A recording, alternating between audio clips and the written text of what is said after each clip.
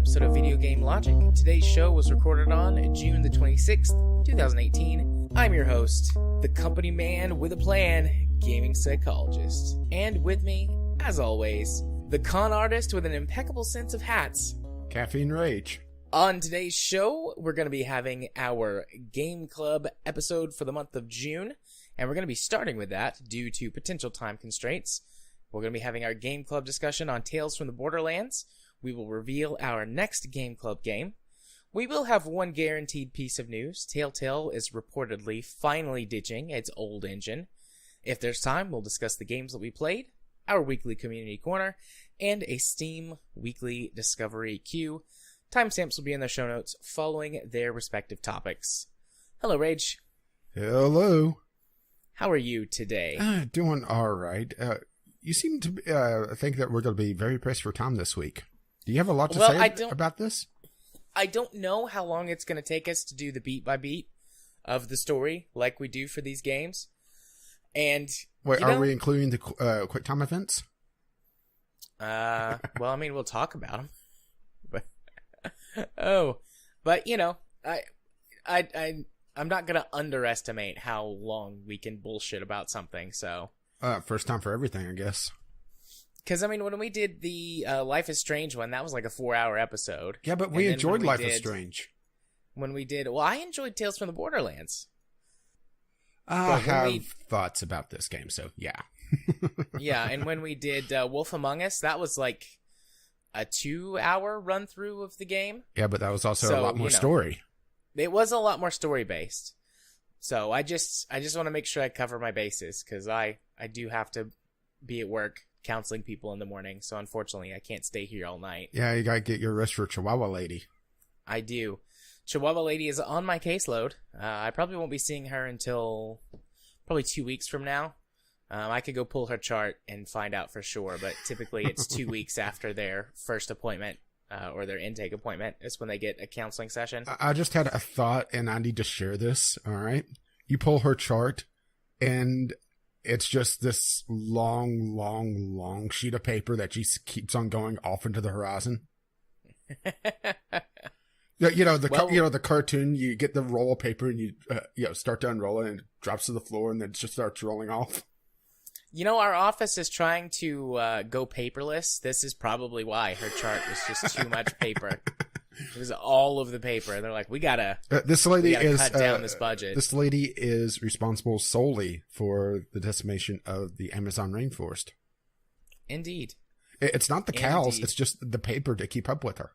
To keep up with Chihuahua Lady. Oh, God. What a fun and wondrous job I have. Sometimes it gets silly. Oftentimes it gets wacky. Occasionally a fight breaks out. Not this week, but there have been a couple of fights since I've been there. One fight was with the staff, between two caseworkers. Still don't know why that fight happened, but yeah, one of those ladies got fired. Oh, really? Yep. The one who started the fight. But, yeah, that's a story for another time, perhaps.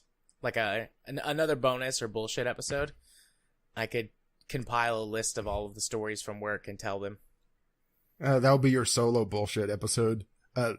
Tales from the Counselor. It would certainly be more in-depth storytelling than Tales from the Borderlands. Ooh. Oh, sick burn. Damn. So yeah, let's just go ahead and dive on into Tales from the Borderlands. We'll do a little bit of overview stuff first, but Rage, in case someone's listening to us for the first time and doesn't know what Game Club is, why don't you tell them what our Game Club is? Well, the Game Club is our monthly little get-together between the two of us, and if anybody sends it in, our listeners, where we all play the same game to try to get together on our divergent tastes. This will be heavily spoilerific, and we'll talk about the mechanics of the game when appropriate, the story when appropriate, or in this case, not appropriate. And just really what we think in depth. Usually a lot more in depth than what we ever cover otherwise. Yeah, and we typically have different tastes in games, so this is a way for us to see where we diverge or converge on the same game. Because we sometimes play the same game when we do the games we played section, but more often than not, we have two very different lists of games that we played for that week. So, without further ado, let's talk about Tales from the Borderlands. So this is the third one of these type of games that we've done on the show for Game Club. How do you feel it stacks up compared to Life is Strange and Wolf Among Us, just in general terms? Very distant third. Yeah. This is by far the weakest one of these that we've done. But then again, that's really not fair to Tales of the Borderlands, because Life is Strange is hailed as one of the best point and click, not even point and click, but the Telltale style of episodic storytelling. And then The Wolf Among Us it's between that and The Walking Dead for the best of Telltale, depending on really if you like The Walking Dead. Yeah, but most critics seem to think, and I think I would agree with this based on all the Telltale games that I've played, that Wolf Among Us is their best storytelling venture. The other games, based on whatever franchise it is that that the game is based around, kind of will determine how much you like it. But this is the most different of the Telltale games that I've played from a storytelling and gameplay perspective. This game uses a lot of unreliable narrator techniques. Yeah, which that I actually liked. I did too. It's also a lot more jokey than any of the other games that I've played from Telltale. Sometimes the jokes succeed, sometimes they fall flat on their face, but I'm pretty positive that's because this is a Borderlands universe game, which has, tons of satire and parody and also just stupid, dumb humor in it. And a lot of Easter eggs, thing. Sometimes it's, bashing you over the head with them, and sometimes they're very subtle. I really appreciate it more when they're subtle about it, and that was more what they lean towards in this game, which made me appreciate it a bit more than most of the Borderlands games I played. Yeah. But yeah, sort of like, to give you an example is, in the ending sequence, there's a very strong it's either Thundercats or Power Rangers, depending on, I think, your age, reference. But then, to give you an idea of a more subtle one, is that when you're scanning various things, which that's a mechanic that we'll get to in a bit, they'll talk about the planes, trains, and automobiles division. Yeah. I saw that one. I laughed at that. And some of the other scan jokes that they threw in, particularly when you have Handsome Jack inside and it goes from the encyclopedia to the Jackopedia. See, I didn't catch that, but then again, towards the middle, I kind of forgot about it because I did this game in about 2 days. Yeah, same. We had all this time to play it, and both of us waited until the last minute. And well, I had things to go down, so I had to. Yeah, I did. Go ahead. Well, I was in the process of moving, so that's why we did a short game anyway. Yeah. And it took me about 2 weeks to fully move. And that was just because I have issues with my back and leg. So, I would take a couple of boxes, rest, take a couple of boxes, rest, throw up my back, be immobilized for a day or two, that sort of thing. Yeah, and I intended to save this until, the last week on purpose, because Katie was going on a trip to go visit some old friends for that week, so I was going to have more time to play games, but I wound up at work extra, not like super late, but just long enough that by the time I got home every day, I was a little more tired, and then I made sure to do stuff around the house so that when the weekend came, I wouldn't have to do anything. And then I was like, okay, I'll just play it a whole bunch on Saturday. And then I didn't get to play any at all on Saturday just because I had some stuff that came up. Like, nothing like crazy, but I had to get out of the house when I wasn't intending to and some other stuff, so I didn't get to play on Saturday. So I was at least the power didn't go out. Yeah, at least the power didn't go out, which it did last night, which is Monday night. Or Monday afternoon. I got a notification from my alarm, like my home alarm gives me, like, emergency weather updates and like if the power goes out and stuff like that. And I got a notification at around 12:30 or 1 that the power went out. And I was like, oh, must be that storm that blew through. And then a couple hours later, I hadn't been notified that the power came back on. the power was out for like 7 or 8 hours. Fortunately, by the time my kid was in bed, the power came back on. So I was like, oh, good. I'll get to finish or play the last chapter and a half tonight. Yeah, I did So 2 chapters Sunday. Oh, actually, my days were weird over the weekend to begin with. So technically, I did 3 chapters in Sunday, but it was still my Saturday because, just odd hours. So yeah. I did a chapter Saturday, 2 Sunday, and 2 Monday. Yeah, I did 1 Friday, 2.5 Sunday, and 1.5 Monday. Which, since I didn't have the Steam version, I actually got this through Twitch Prime. I didn't have my counter to be able to tell me exactly how long I've been playing, and I didn't even think about it until I was about halfway through the game, so I don't know how long the game is overall for me. It took me about 12 hours to play, and I checked the how long to beat, and 12 hours is most people's average. Yeah. It looked like you could speed through it, I assume, if you didn't, scan anything and, just press dialogue choices as fast as possible. You could get through it in about 8 hours. And then the completionist run is something like 20. I guess that's finding all the Easter eggs and stuff like that. Doing all the random bullshit? Yeah, so, that's pretty standard for these Telltale games. I played Wolf Among Us. I think it took me about 10 or 12 hours to play through it. Although I've played through Wolf Among Us twice, so it says I've played for 20 hours. So yeah, probably about 10 hours for that playthrough. Yeah, but Life is Strange. Yeah, but Tales from the Borderlands, you could tell it's a Borderlands game because it has padding. And there's a lot of padding. And there's a little unsatisfactory on the ending. But we'll get to that. Yeah, so some other things that this has done differently than these other Telltale style games that I've played, or modern Telltale. There's 2 protagonists that you control. It bounces back and forth between them at certain points. Yeah, and sometimes, the times that I like it the most is when you're both in the same scene and you're making decisions for both characters, in roughly real time. I liked it less when it was let's spend 20 minutes with one character. The 2 main characters are Reese and Fiona.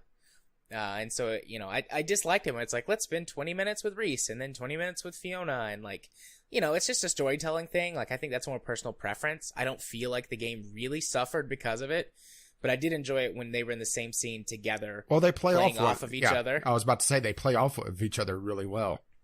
Because Reese is this really, really overly self-confident douchebag. Yeah, he starts out that way. He does grow. There's character growth. Yeah, which there is 2 major time skips. One at the beginning of episode 2, 3. I think it's episode 2, because at the end of episode 1 is when you find the Atlas facility under the arena. Oh, okay, then the beginning of episode 3, because it's when you're going to go get the parts that there's a time skip in the intro. You have, and then there's the major time skip, because this is a good portion of this game is actually told by the 2 protagonists after the fact, while they're being held by gunpoint by a masked stranger demanding to know what happened. Yeah, the first 4 chapters, there's a little bit of the storytelling that happens in real time, but most of it is, flashbacks via storytelling. Yeah, which from the 2 main characters as they're telling the stranger, the masked stranger. Yeah, which offers a lot of opportunities for unreliable narrators and them playing off one at each other, trying to one-up each other in the story. And the masked stranger saying, "Wait, you died?" Yeah. You died? That's what you're going to go with? It's well, we didn't die per se. Yeah, and I think that... You want to try again? Yeah, I think that was the best part of it, was the unreliable narrators. You don't really see a lot of that in games to begin with, or at least done well. Yeah. The other one I could really think of is Gunslinger. Call of Juarez Gunslinger does an unreliable narrator extremely well. I think better than this, but that's probably because I like Gunslinger a hell of a lot more than this. Yeah, and the first time that it really happens, unless you manage to die, which I didn't die before the first unreliable narrator reveal in the story, so, you know, I got this fresh. Like, the first time it happens, you kind of believe that this is what, like, you know, actually happened, because it's a Borderlands game. And so, you know, over the top, you know, ridiculousness in both its storytelling and its characters is par for the course. So Reese is like going into this big speech to try and convince the guy to give you a vault key, which we'll explain that a little bit more in a minute when we start going through the story. Also, we took the same choice. Yeah, but like, you know, the background changes and he like goes into epic speech mode, and then Fiona's like, "No, that's not what happened. You were begging." She's like, "You were begging," and they're like fighting over the case, and he's on his knees like, "Please give it to me." But you know, like, you totally buy it if you've played the Borderlands games, and then it's like, oh, they're gonna do some unreliable narrator stuff with this. Maybe this is interesting.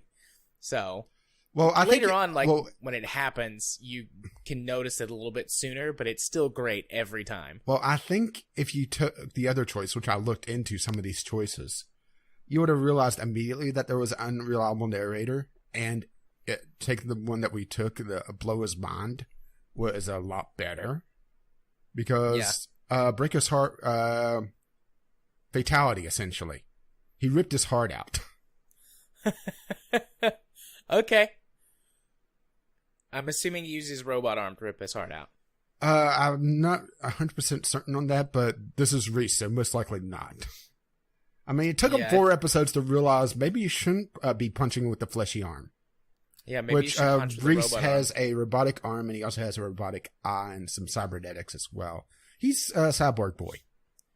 Yep. And that comes into play very much throughout the game. Yep. Is he the most cybernetic heavy character that we've seen in the Borderlands? I mean, I know we've seen characters with robotic arms and the such, but not to the degree of Reese that I can recall off the top of my head. Granted, I only really played Borderlands 2. I played a bit of 1, but never got far into it. No, in Borderlands 1, there's not really a cybernetic character. I know in Borderlands 2, the Mechnomancer, well, I think she has cybernetic implants. And that's how she controls the mech. Yeah, but she also, if memory serves correctly, she's not from Pandora to begin with. Or granted, Reese isn't either, but Reese is also part of Hyperion, so, you know, it makes sense for him to have him. Yeah. I know, I can't think of the name of that professor, the one that helps you partway through the campaign, and there's a DLC where you're essentially on a safari with him. Oh, yeah. Shit, I know what you're talking about, but I can't think of his name either. He's got a robotic arm. Yeah, I think. Or leg. Yeah, I think he may have an eye, but I can't remember.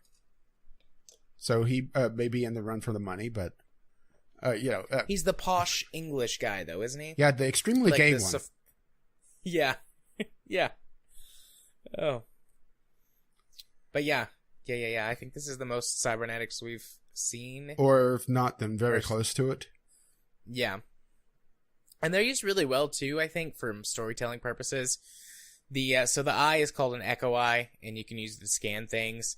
And it comes into play a few times in the story, like, specifically you'll scan something to hack it or something like that. But in general, that mechanic gets lost partway through the game. Yeah. It's really used heavily in the first episode or two, then it drops off, and then it becomes a little bit more important towards the end, in episode 5, but not really. It's only for a couple of things. Yeah. And then the cybernetic arm gets referenced a few times, and it's used as kind of a brick joke at one point. Yeah. I mean, we already mentioned it, that he likes to punch, but he punches with the arm that does the least damage. Yeah. And then there's one scene where he's trying to climb something, and he's like, robot arm stronger than real arm. Yeah. And the QTE for that, or the button mashing, is much easier with the robot arm than his regular arm. Which I thought that was clever. Mm-hmm. You know. Yeah, and Fiona really doesn't have a lot going for her. She is kind of a smart ass and will scam pretty much anyone out of their money. And her big thing is that she racks up a bank account. Ooh. Yeah, which you can use the money to buy various things throughout this story. I don't really think that they make any difference aside from pure cosmetic value. But I spent some money on some stuff. I got like the Woody upgrade to the caravan, and I bought the nice Hyperion suit for Sasha. I don't know if that makes a difference. I did get the Hyperion suit for Sasha, but the big thing I spent money on was Loaderbot. Which skin did you get for Loaderbot? The tuxedo, of course. Okay. Because he is a gentleman after all. He is. I did not have enough money for the Loaderbot tuxedo. Well, at that point, I hadn't really spent any of the money, so I had most of the money up to that point. But throughout the game, you're able to get skins, very Borderlands style. And that also comes to play in the story. But before we really dive into the story, should we talk about the technical issues? Because, boy, did I have them. We can. I wanted to talk for a minute about Fiona first. So Reese's thing is... he learns personal responsibility. Fiona's story is more of like a coming of age story where she's like growing up after, some story things happen. She gets betrayed. She gets trained to become a vault hunter. And so a lot of her stuff focuses more on combat, which is just QTEs. Which this game is probably the most QTE heavy Telltale game I've played. It has to be. It has to be in their entire catalog, I should say. And QTEs, when used appropriately, can be really awesome. A lot of the God of War stuff from the older games, like, killing the gods, those were all QTEs, but you still felt really powerful. And there's one scene in particular that feels really good with the QTEs, which is when you're fighting... it's at the end of chapter 3 when the other two Vault Hunters show up and you fight those. Like, if you declare yourself a Vault Hunter... Oh, see, I didn't get that. I didn't declare myself a Vault Hunter. Oh, okay. So, if you declare yourself a Vault Hunter, you have this entire fight between yourself and Mordecai and... what's the guy's name? Brick. Brick. And then Athena, like, there's some back and forth with her where that you do some sort of cooperative fighting with her. And that was a QTE scene that you used it really well because it wasn't over the top,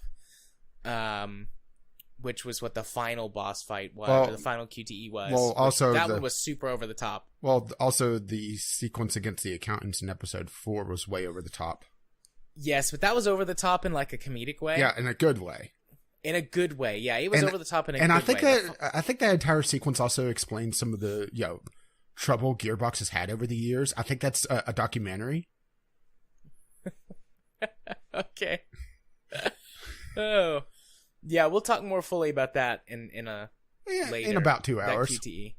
But yeah, I mean that one was over the top, but in a good way. Like it felt very comedic, like the way that they pulled it off, and I was laughing through that whole thing. The final fight, that's a giant QTE with Gortys. It just got old really fast, and there were a few times that I messed up, but it didn't matter. Yeah. Which really took me out of it, because it's like, well, I mean, okay, so this doesn't matter. Especially when it got really complicated, and you were having to do, like, fighting different style. combo moves from a fighting game. Yeah. Like, it was okay when you were doing the finger guns. Like, that was kind of funny. Did you do Brofist with her? No, I didn't get Brofist. Okay, so after finger guns, you can try and do Brofist, and it's just, like, one of the choices. And she's like, Brofist! And, like, nothing happens. And Reese is like, well... I thought maybe, like, your fist would shoot off like a rocket or something. And she's like, no. I mean, it was a good effort. It was really creative. Yeah, Gortys is like, my second favorite. Don't patronize me. Yeah, Gortys was my second favorite as well. She's so cute. Yeah, which we'll get to Gortys in a little bit as well. Yeah, but I mean, I kind of got off a little bit. That's just what I wanted to say. Like, Fiona gets a lot less character growth throughout the story, but she has a different type of arc.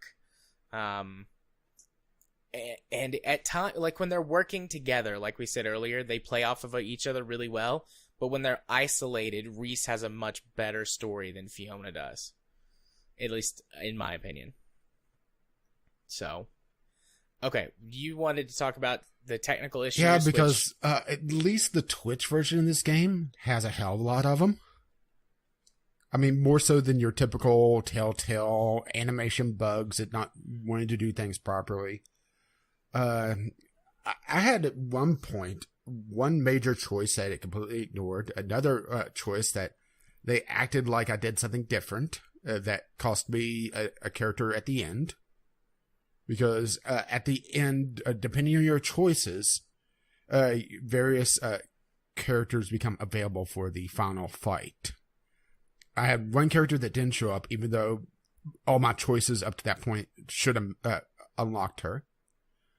I had the characters act like I did another choice, even though my choice screen didn't show me making the choice that pissed them off. And then at the very end, the game crashed. So I had to watch the ending on YouTube. Yeah. I did not have any of those problems. I don't know if there is a major difference between the Twitch version and the Steam version, or if it's just like one of those weird hardware hiccups where that you had some kind of hardware issue that was causing a glitch, and I didn't. But all I suffered from was the regular Telltale games animation weirdness and clipping issues. Oh, there's some of the clipping on this game that's just horrendous. Yeah, it gets pretty bad at times. The worst of it, I think, I went back and watched a little more carefully some stuff from episode 1, and particularly when the stranger is dragging you through the desert. The duct tape. Yeah, the duct tape and the hooky thingy are just like going through each other like crazy. Yeah, this game feels very rushed, especially episode 1 and 5. Yeah. Did you catch the joke from episode 2 when, what's his face, the narrator guy that starts out? Marcus. Yeah, Marcus is like, well, I know, it's been such a long time. Yeah, making fun of the fact that they took a long time to get the second episode done. Yeah. Yeah. I don't know. On the one hand, I thought that was kind of cute, but on the other hand, it's like, okay, Telltale. Although this was earlier in their run. This was their third game after they made all their changes to the... and like became the Telltale that we know. Yeah, I know it's a Walking Dead. Yeah, I know it's a bit of older Telltale at this point, but this still shows that engine was ancient even then. And yeah, and I have to say also, I realize the Borderlands isn't exactly known for its graphical fidelity, but there's some ugly fucking textures in this game. Very blotchy and blocky. Yeah. And it wouldn't be bad if they kept that in the background, but there was a few times that they were up close to the scenery where it was apparent just how low poly low poly and low resolution some of the textures were, low poly models. Yeah. Yeah, particularly like the far distant backgrounds or any time the camera is moving quickly. So in the chase scenes and in particular that god awful like escape in chapter 5 when you're escaping the alien. It jittered like crazy, didn't it? Yeah, I was worried the game was about to crash when that started happening. Yeah, I saw that and thought, oh, how did this get past QA? And then I thought, wait a minute, this is a Telltale game. Of course it doesn't have QA. Yeah. So one more like sort of overall question, and then I think I'm ready to start doing the play-by-play. Compared to the other Borderlands games, which I know that these are, I mean, the other Borderlands games are first-person shooters, and this is not that. But which do you think is better? That's really tough because my primary problem with, the Borderlands games I played, because I played, I would say probably about a quarter of one before... Whenever I've been playing it, my partner on that has always done something to dick me over.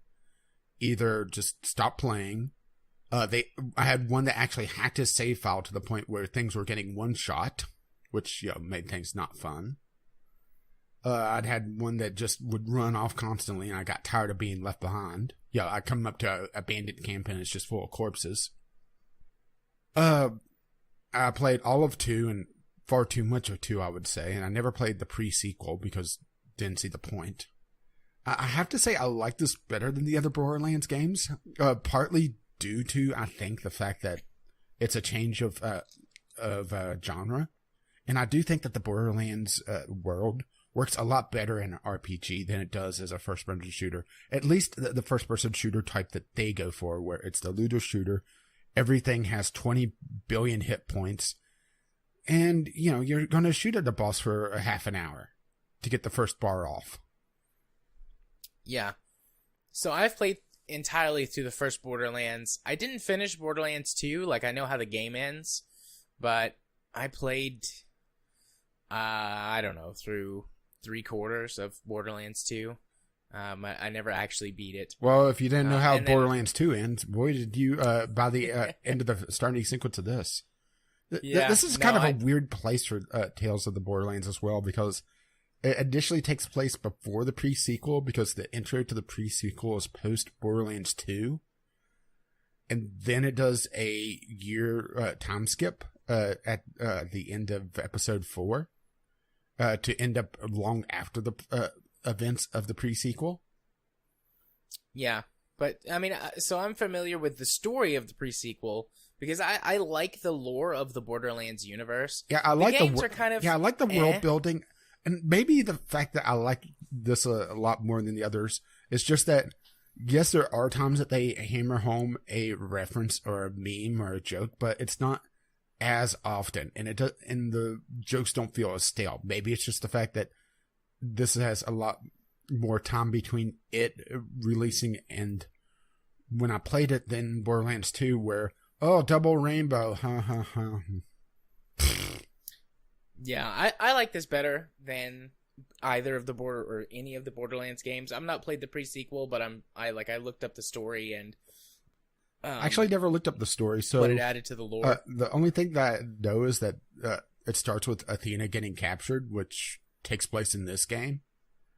Yeah. So I was thinking, okay, why is Athena gone? And then I looked it up. It's like, oh, that's how the pre-sequel starts. So this is taking place before that.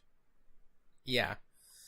But anyways, yeah, I like this more. I like the world building that's always gone into the Borderlands series. They do a good job with that. And the main thrust of the games has been looter shooter with friends, and that's fine. Like, there's nothing wrong with that. But, I've always been a story guy. And so having something that's a lot more story focused, even though it's not as story focused as the other Telltale games that I've played or Life is Strange, it's still a lot more story focused than the other Borderlands games. So I like it better, I think.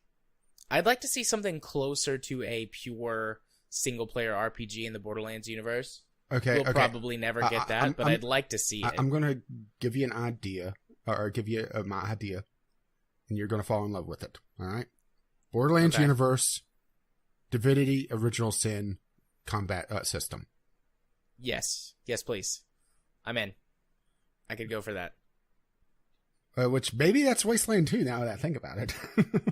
Yeah, with less memes and references. Yeah, maybe so.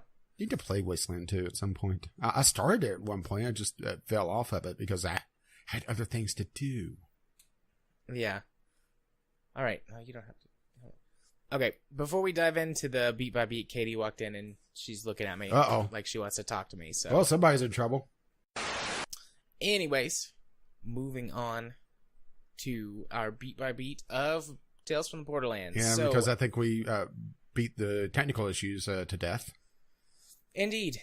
Chapter 1 or episode 1 or whatever is called Zero Sum, and it's Zero like the name of the character Zero from Borderlands 2. And, yeah, care to guess who shows up? Yeah, spoiler alert, guess who shows up? So this chapter opens up with Reese walking through the halls on Helios, which is the big Hyperion space station that looks like an H. And you're having a conversation with your best friend, Vaughn, who appear to be your best friends, Vaughn and Yvette. Well, no, that's not true. It doesn't start there, because it starts with being dragged through the desert by the stranger. Yeah, it starts with you getting captured as Reese, and Fiona's already been captured. We don't know what happened to her, but it looks like she's been sitting there for a while. And she even makes a comment. Well, you just wanted to talk? Why didn't you start having me tell you this story? I've been here for hours. Yeah. But so then Reese starts telling the story, and that's where it picks up walking through Helios. And you're talking to Vaughn and Yvette. And you think you're going to have this great promotion to some kind of vice president, something or other. And you go into the office where you're expecting to receive your promotion, and Hugo Vasquez, your also arch known nemesis. as Kronk. Yeah. That bugged me for a moment. It's like, that voice, I know that voice. Who is that voice? And then it clicked. Kronk? Really? Yeah. I think of him as the guy from Rules of Engagement, the old hut, because that's the first thing I ever saw him in. It's a sitcom where he's like the husband in an old married couple that mirrors like this young married couple. At least the first thing that I remember, because I never saw Emperor's that. New Groove. Yeah, but I was a kid. Like, I have since seen that movie because I was like, I want to watch stuff with Patrick Warburton in it, which that's the guy's name, his real life name. Yeah, and they do some interesting things in that movie. That is not your typical Disney movie. No.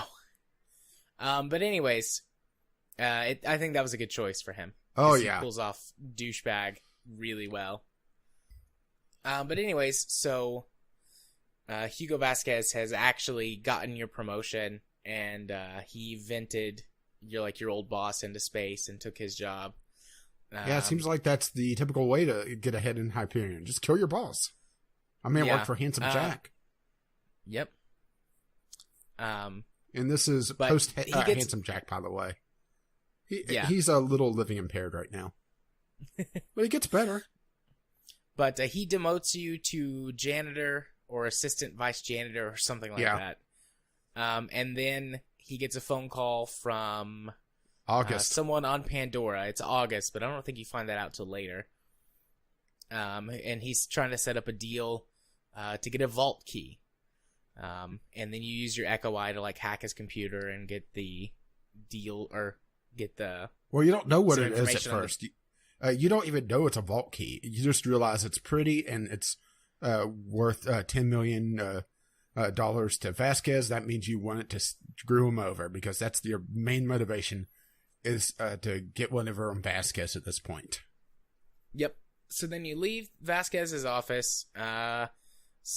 Either you or Vaughn, depending on whether or not like you notice the trash can or not, knock a trash can over. Yeah. And an announcement's made for you to come clean it up.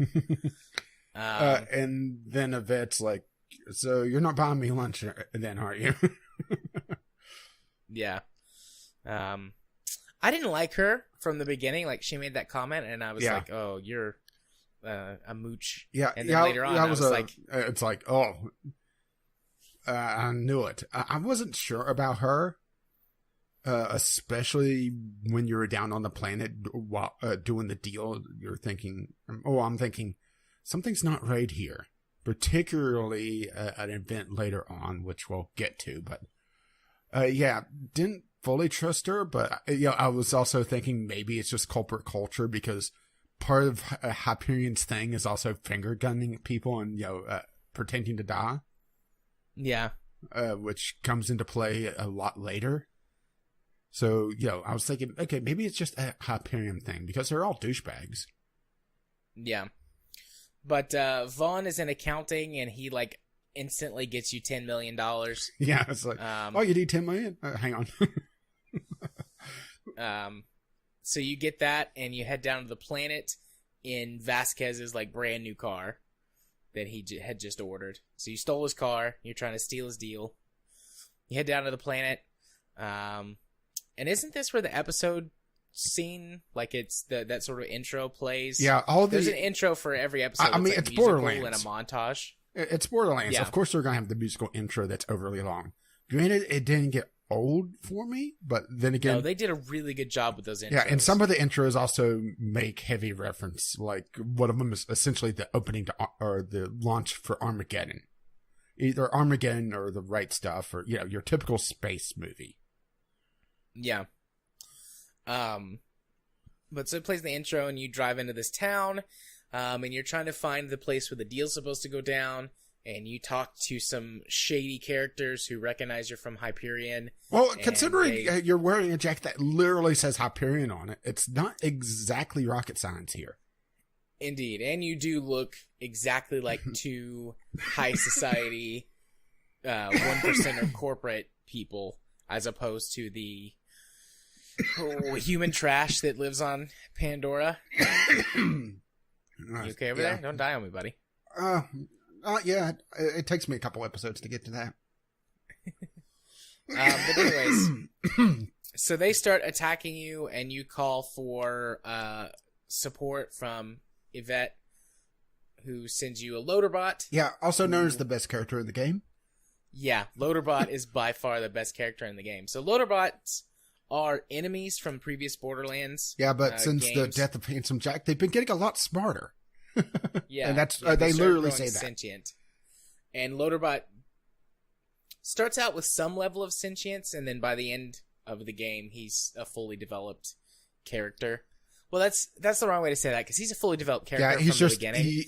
He gains experience. He levels up. Yeah, he levels up. He's very leveled up by the end. Yeah, and depending on at this point, you get your first, I think, major choice here. You get two major choices here. One is what you outfit Loaderbot with. Granted, it doesn't really matter in the long run because it's just, your initial loadout, and Loaderbot loses that in this fight. But you also have a choice to tell him to self-destruct or evacuate. And for me, I told him to equip a riot shield and rockets to fight off all the bandits, because that seemed like a good combo. Yeah, I picked riot shield and grenades, and me and only 10% of other players picked the riot shield and grenades. Yeah, I got 16% on riot shield and rockets, which riot shield has a link to the line, war does not compute. Yeah. Which gives you an idea. I would say most people went for the minigun. Yeah, see, I didn't go probably minigun. Probably minigun and rocket launcher was probably the number one choice. Like, I haven't looked these up. I wonder if it's on the wiki, if it has the choices for that. I'm not certain, actually, but did you tell him to evacuate? Yeah, I did tell him to evacuate.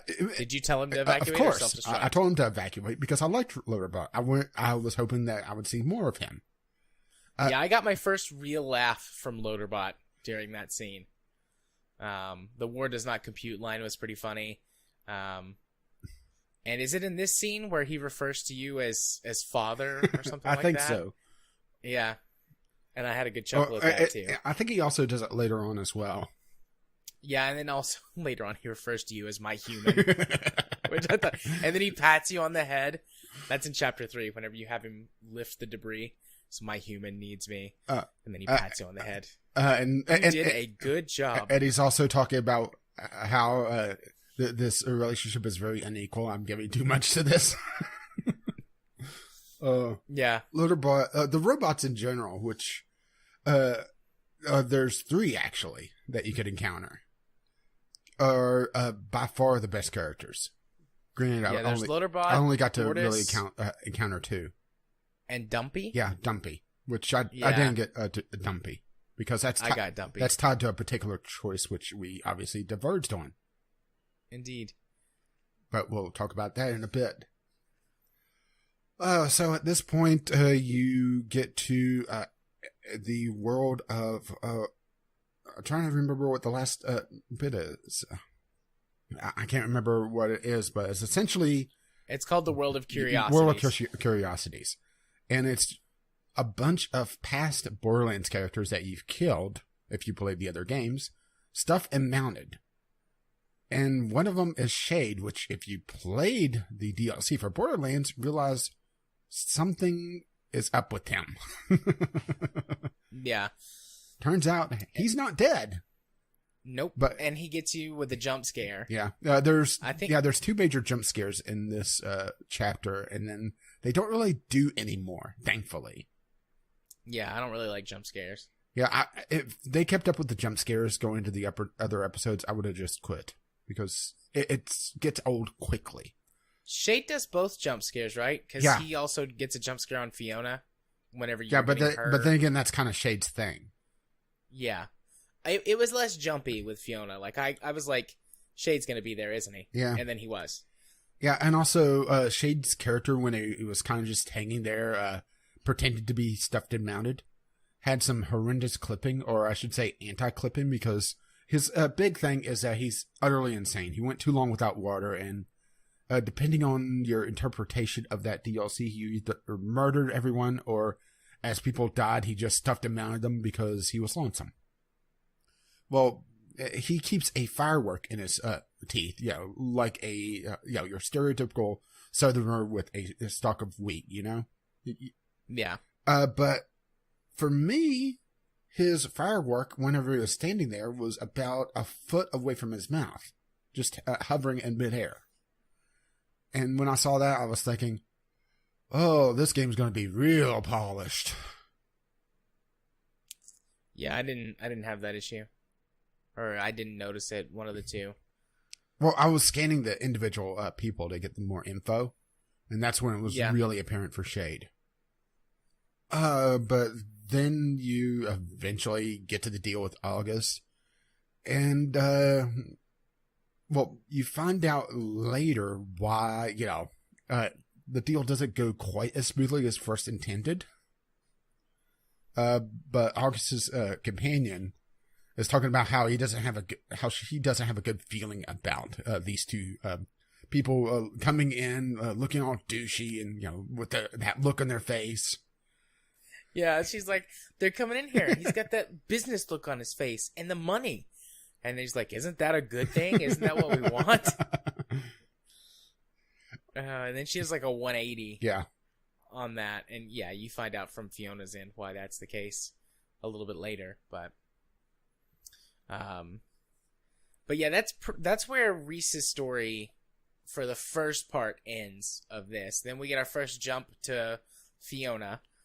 We meet her and her sister Sasha and Felix, their surrogate father. Mm-hmm. The story goes that he found them on the street when they were orphans and like picking pockets. And they tried to pick his pocket, but he caught him and then like showed him how to do it better. And then they sort of became a family after that. And right away I was like, somebody's in this group is gonna betray the other people. I mean, it was pretty much obvious, wasn't it? Yeah, I was like, I'm not sure exactly who it's gonna be. It's either gonna be our character Fiona or Felix. Yeah, I was pretty sure there was gonna be a screw over either Fiona and Sasha screwing over Felix or vice versa, because those two were way too close to screw one over, So, I was pretty sure that the sisters were going to hang together. Assuming, do you think they're blood sisters, or do you think they're sisters? I think it's implied that they're sisters, like blood. Yeah, they're very different looking. That's why I was not sure about that. Yeah. No, I think it's implied that they're actual sisters and not just like they grew up together and, just call each other sister. I think it's implied that they're sisters. But anyways, you get a look at this vault key, and I'm making air quotes because it's a fake that they've put together to set this deal up. Yeah, it's very glowy though. It is. Felix, Fiona, and Sasha are all trying to screw over August and Vasquez for the money. And then there's some other people that they're trying to cut out of the deal that you don't realize who they are at this point. I think he makes August does, making reference to cutting out. Mm-hmm. What's her face? What's her name? Valerie? Is it Valerie? But you don't know who she is or what that means yet. Just that you're going to do that. There's a funny scene where Fiona goes to the bar where Sasha and August are, because Fiona's posing as this vault, or as this archaeologist who found the vault key. Yeah, and you get a bunch of info really quickly. Yeah, and you have to remember it, but you only have to remember like one piece of it. Yeah. Yeah, I mean, it was pretty easy to remember anyways, but it is like a bunch of stuff really quickly. But there's that funny scene with the bouncer, how you can try and like trick him. I thought that was fun. Of course I'm on the VIP list. Look, they put it right there. He's like, well, it's got your picture on it. That's how important I am. There's words on this. And then he buys it, like Sasha comes out, and he's like, oh, I'm sorry, Sasha. They do have a lot of good moments of humor when they get away from the references. I think Borderlands' humor is a lot better when it's not tied to something like that. Yeah. I agree. I mean, I don't have a problem with the references and the Easter eggs. And Yeah, stuff, but it also don't makes overdo it, and don't make that the basis for your jokes. Because what if people don't know stuff? Or the fact You that, know? games last longer than 6 months. Yeah. So if going back to the whole double rainbow thing, someone that didn't really pay attention to the internet, what was that, 3-4 years ago now? Oh God, it was longer than that. It was in like 2011 or 2012 when Double Rainbow was a thing. Yeah, so... Because Borderlands 2 came out the year I got married, 2012. So... so a couple of years before that, or a year or two before that. So, yeah. It really dates it very quickly. Yeah. Double Rainbow. Someone who's, though, stuck, and that's sort of where my pop culture knowledge starts to dissipate. I get all of those references. Woo! And the rest of it, you have to go to r/out of the loop. Yeah. But, maybe they should make an entire wiki from Out of the Loop for all the Borderlands references. there probably is one somewhere. It's the internet, man. Everything is on the internet. Including the internet. Indeed. But anyway, so you go in and you have this interaction with August where you have to have that remembered information. And for some reason, one of the major choices is whether or not you chose to grab August. That one was about 50-50 on the percentages. I chose to grab August. Yeah, see, I kept it cool. Touching the vault key. I kept my cool, and it doesn't matter in the slightest. He gets a little bit of paint on his face because he touches it while the paint's still wet. Never mind why there's paint on a giant glowy key. I don't know. And then he wipes his face, and he has paint on his face for a minute. Yeah, if you grab his hand, he's like, "Oh, that's really bold of you, little girl. I kind of respect that, but you need to be watching while you're touching me. Why would you do that?" And you have some different options to say. And if you've played Borderlands, you know that what's that stuff called? Ethereum or Elenium or whatever it is, the ore that comes out of the vaults. Yeah, the glowy stuff is toxic, and you're like, "Oh, didn't you know that this stuff is toxic? And if you touch it, you're gonna get a massive dose of radiation, and you'll be sick for a while." And he's like, "Oh, thanks for that. I didn't know that." And then it's just like, then he remembers that. August will remember that. That's another thing too. Just generally, they kind of use that in different ways rather than just saying a character will remember that. Sometimes her face will remember that. Yeah, you punch someone, her face will remember that. Or it's a character dies, and it's so and so will not remember that. And a couple times it pops up, and it'll be you should remember that. So they use that in some interesting ways. Yeah, the Wolf Among Us did that as well at one point. Yeah. Whenever you punched out the guy in the bar, he won't remember that. Oh yeah, he won't remember that. But this leans on a lot more. But then again, Borderlands, so they tend to lean on jokes a lot more. Much like us. Also breaking the fourth wall with that. That was good. But yeah, that's nice. But let's see. So then, time sort of moves forward, and you drive out with August to make the deal with who you think is going to be Vasquez, and then it turns out to be Reese. There's a problem, because Reese has an echo eye. So they as soon as he goes to scan that with his eye, he's going to realize that it's a fake. Yeah, but honestly, did they really have to do that? Because they're assuming that he's not an idiot. Yeah. So they could have been perfectly fine not scanning him. Yeah, but it puts together this whole convoluted situation where you and Sasha have to work together to short out the echo. Is it the echo eye that they're trying to short out? Or, yeah. So that's why Sasha actually walks over to the other side of the room so that you can get close enough for Fiona to put the little EMP device on the case that has the air quotes vault key in it. And then when Reese goes to scan it, she triggers the EMP, and because he's holding it with his robot arm, and so the EMP freaks it out for a second, and he drops the vault key and it breaks. Yeah, which the key is told to be broken a couple ways actually, because there's this, him dropping it because of the cybernetics, but also after begging and getting in that big tug of war with the case, it drops then. So how does the vault key break? I don't know. I don't remember the vault key breaking in the tug of war scene. Maybe that was because of a choice you made. Maybe, but it broke in two different ways for me because whenever they go back and say, "Oh no, he was begging and tugging on it," that's when it broke. But Fiona was telling how the vault key broke whenever the cybernetics were EMP'd. Created unreliable narrator, so who knows? Maybe the vault key didn't break all along. Yeah. But regardless, in the story, the vault key breaks, and shit is about to go down with everybody, because August is like, oh my god, you betrayed me, this is a fake, and Reese and Vaughn are like, well, shit, we're not giving you the money, because obviously this is fake. And then some bandits come in about that time, steal the case, there's a huge shootout, many people die, but obviously your four main characters survive. You do get a choice to take a shot at August with Fiona. So Fiona has like a little hidden, sort of like a Derringer type tiny pistol. But only one bullet. Has like on a wrist mount. And at this point, she only has one bullet. And you can choose to try and shoot at August with that bullet, which neither of us did. Yeah, I thought that he was way too far away for her to make that shot.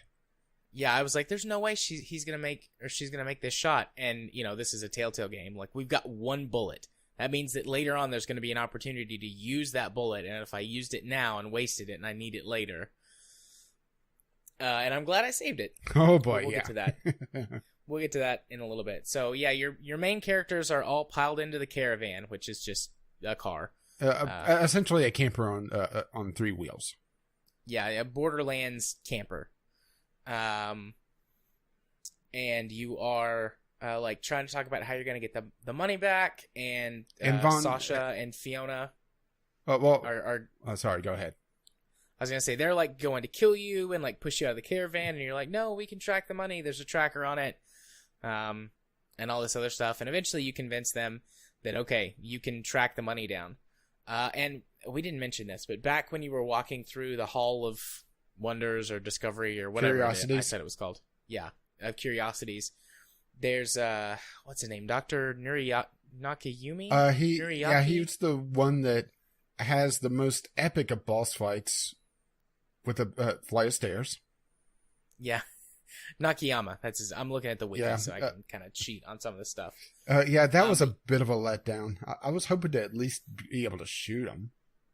Yeah, but you get a key card from him off of his body, and you're like, oh, I can use this I should be able to like track down, like be able to use this to link up with stuff. Yeah, he was wanting to link in access to, because at this point, Reese and Vaughn are pretty much wanted men by Hyperion because they realize some money's missing and a car is missing. A very important car is missing.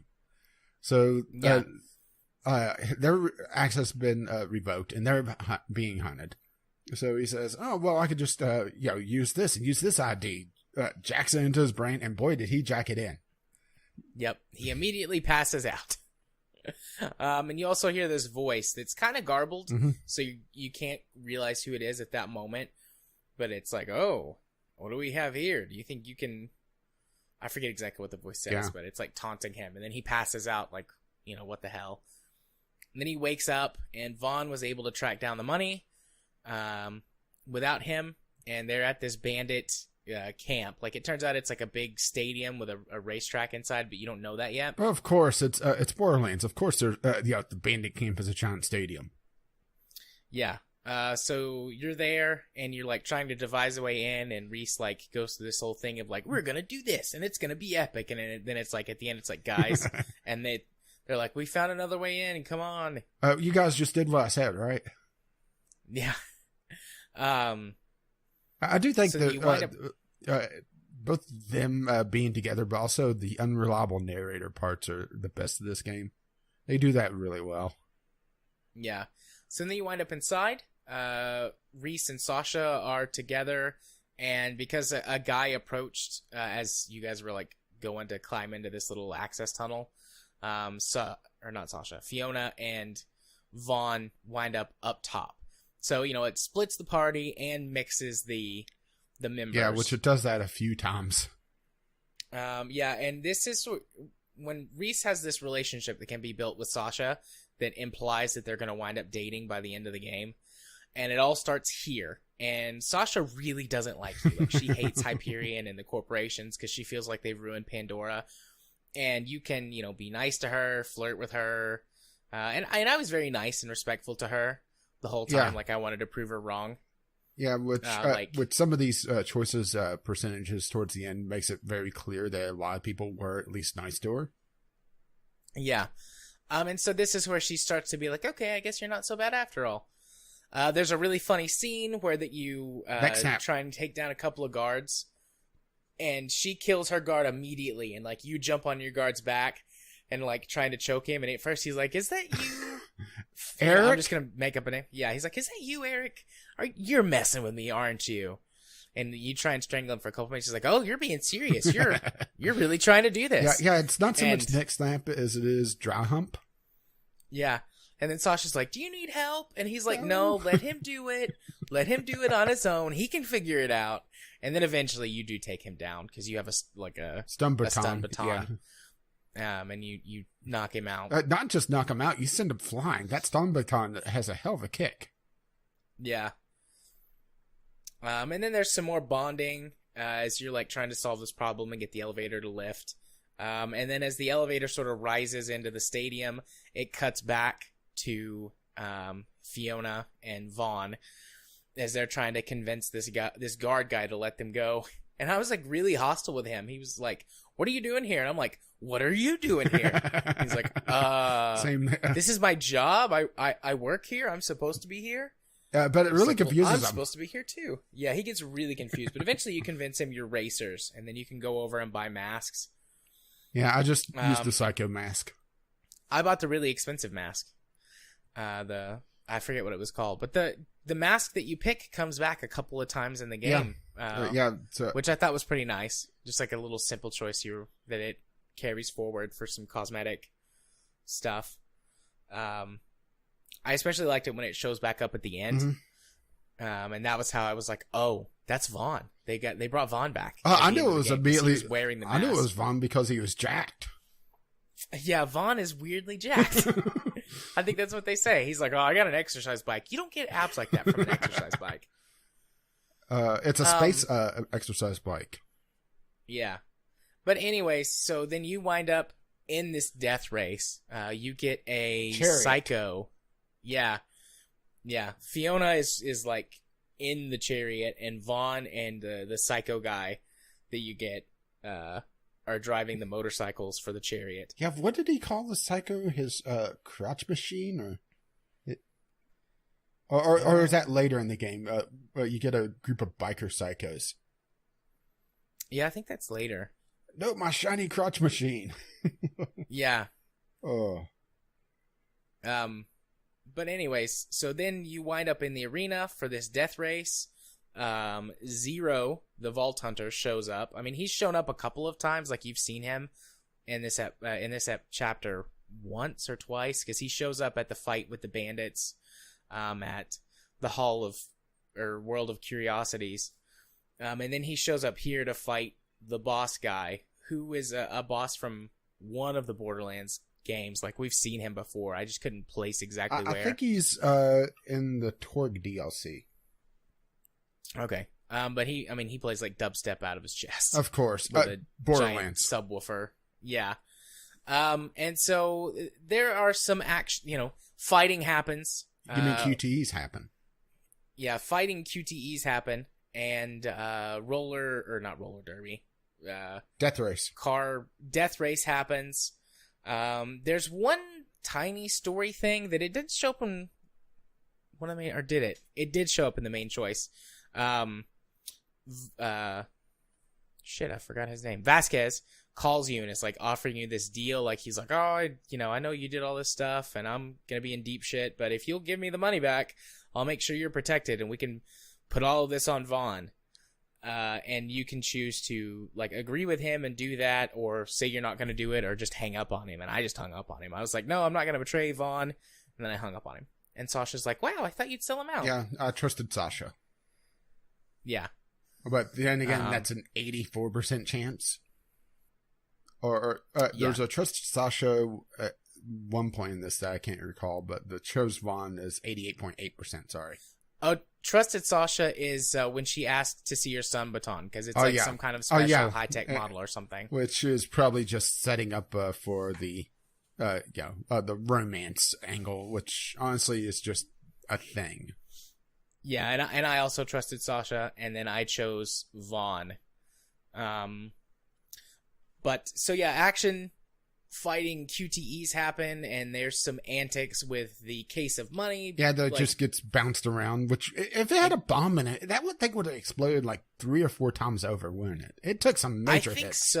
I think so. It gets eaten by a giant skag or something like that, and it changes hands between a lot of bandits, and it flies around and lands up on the trucks. Like, you're following the case around through the scene, which is like a pretty common, like, camera thing that you'll do in movies and stuff. So, like, I got why they did that, but in the midst of a QTE, like, it was, it felt a little odd. Like, this was a place where the QTEs went on for too long. Yeah, and there's actually, I think it was during the bandit fight, but there was also one here where the stylized arrows at times was a little hard to discern which direction that they wanted me to press.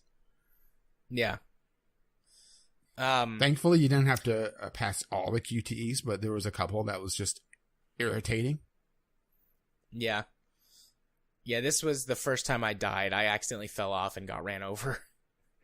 I just, like, I messed up something, and I got hit by the arm, like the grabby arm on that big truck, and it knocked me off, and I got ran over by during a motorcycle. One of my deaths, I failed a couple of the QTs just because of the arrow stylization.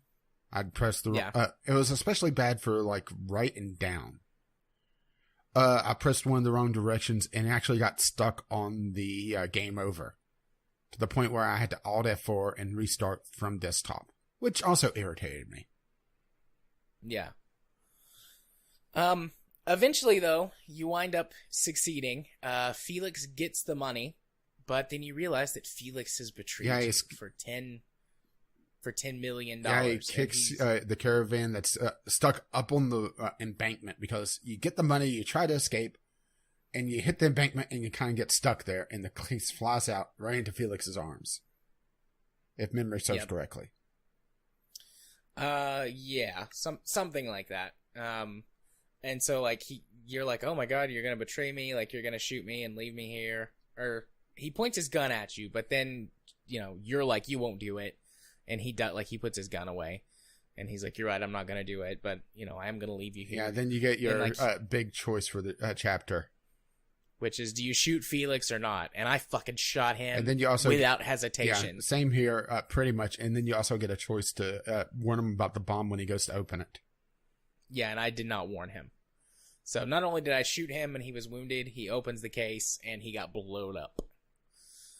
And then Felix is gone. Yeah. Which, he's one of the people that can be on your team at the end of the game. So I don't know how much more he would have played into the story. From what I understand, based on the choices I looked up, he really wouldn't have played a part outside of the ending battle. So he basically just leaves. Okay. Even if you shot him, actually. So, it just comes down to whether or not you let him die by telling him or not telling him about the bomb. Yeah, the big choice is the bomb, not the shooting. As a matter of fact, if you didn't shoot him, and later when you get more bullets for your gun, you actually get a special memento bullet that sits in your inventory that says #1 bullet. Oh, that's nice. But yeah, like, as soon as, like, that happened and, like, he's betraying you, I'm thinking, like, I saved my bullet. Please let me shoot him. Please let me shoot him. And, like, you pull your gun out on him, and he's like, you won't do it. And then the choice is shoot Felix or don't shoot Felix. And I'm like, fuck yeah, I'm shooting you, Felix. And I immediately pressed, like, X or whatever it was that was to shoot Felix. Yeah, that's something else, is that you had gamepad support for this, right? Yeah. The Twitch version did not have gamepad support at all. I could not get it to see my gamepad. And I was able to, just jerry-rig with DS for Windows to be able to use the keyboard inputs, but that's finicky at best. So that's another point against this game for me, technically. Yeah. The Twitch version sucks. So then everybody like kind of meets up in the middle of the arena, like, well, we're fucked. We lost the money. Everybody's out to get us.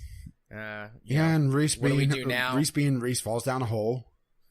Yep, he falls down a hole. And realizes there's a bunch of old Latin stuff. Yep. And is it at the end of this episode or the beginning of the next episode where everyone opens the things? Everybody opens the things now. Okay, so yeah, everybody opens the things, and like Sasha gets like a special gun, and Vaughn gets like basically like a calculator watch. Yeah, which you would think that would have come into play at some point. Yeah, it's only used in the montage and at the opening of one of the episodes, like they're playing Pandora Tetris, or not Tetris, Pandora Pong on it. But anyways. And then you and Fiona open the last one together. Yeah, very sweet, by the way. Which reveals the 2 pieces of the Gortys Project, which is what basically the entire second episode is about. And really driven by the entire... Well, the entire story is driven by this little robot. Yeah. But you don't find out where it is. It just kind of snaps together. Yep, and then Handsome Jack is standing behind you. And he says something, and you're like, oh, sweet baby Jesus. And you, like, freak out, and then the episode ends. Then we pick up at episode 2, right where we left off. We get to see that moment from other people's perspective, like, seeing Reese freaking out, but there's nothing there. Yeah, nobody knows what's going on, and he's like, yeah, he just needs some air. Yeah, see, there he goes. So he wanders off. So then you guys are investigating this little sort of secret vault room or whatever. There's a computer you can't get access to, and you have to dig out an eyeball of General... What's his name? General... Pollux? Something like that? Let me go to the second chapter. Yeah, that was a very gross QTE. Yeah, I was like, oh, please don't make me, like, dig his eye out, and, like... But they make you dig his eye out, and you see it, like, from the perspective of his eye. Yeah. It made me cringe. Like, I don't like medical stuff. And that, like, really, especially, like, eye stuff. Like, I have a thing with eyes. Like, not... Ugh, I get extra squeamish about that stuff. So, like, that one, like, had me, like, cringing really bad. But I got through it. So you pull his eye out, and you use it to activate the retina scanner. That's the second time that you try to pull his eye out, because the first time you're starting, Reese screams, and you don't know why at this point. And you kind of spork his eye. Yeah, you stab the eye with a spork and, like, cut it in half. So you use that to get into the computer, and you get some logs. And one of the logs is from Athena, but you don't know that yet. It just is, like, this, like, robed, masked person who's, like, really scary. Mm-hmm. And she's like, I'm going to hunt you down and kill you. Every last one of you. And then you get the log from the general explaining, like, something like this holds the key to everything, and I have to put myself in the stasis pod right now. So when you find me, wake me up. Yeah, which, question. Why do you put the instructions on how to wake you up on a locked computer? Yeah, that requires your retina scanner to access. That didn't make any sense to me. But, I mean, he was supposedly dead. Well, no, he wasn't dead, supposedly. Well, they were like, no, he was totally dead. And, like, one of them's, I forget who it says, is like, yeah, he was dead. And the other one's like, I don't think he was dead. Well, he is now. But, yeah. Yeah, I think he was dead. Because I think he might have been alive in the stasis pod, but they just opened it. They didn't go through the reactivation process. So I think he died whenever they opened the pod. But I don't know. Or shortly thereafter. But anyways, so you do that. You complete that sequence, and then it cuts back to Reese, and you see like what was happening during this time. Yeah, he's having a little fit with Handsome Jack. Yeah, he walks up the stairs and like down this hallway talking to Handsome Jack, and he's like, "You're dead, Jack." And Jack's like, "What? I'm not dead." And then he like tries to strangle you. Handsome and he's Jack like, spends I can't touch you. Handsome Jack spends a long time trying to kill you. Yeah. About 4 episodes actually. Yeah. Then it shows the scream, and like some more conversation, and you wind up walking backwards and falling off of a rail down onto the ground. And a giant splatter of blood. Yeah. And Reese is like, what? That obviously didn't happen. I would have died. There was a little blood, but it wasn't like a blood explosion. Oh. So yeah, another unreliable narrator joke. But then you guys like have a little chat about something happens. I forget. And Loaderbot comes and like gets all of you guys, and like you guys take off. Well, you're wanting to get out of there before the bandits show back up. Right. So you go and you get in the caravan and you leave. And the Helios facility is shooting moonshots at you, which are basically like from space, like mortar rounds that feature in previous Borderlands games.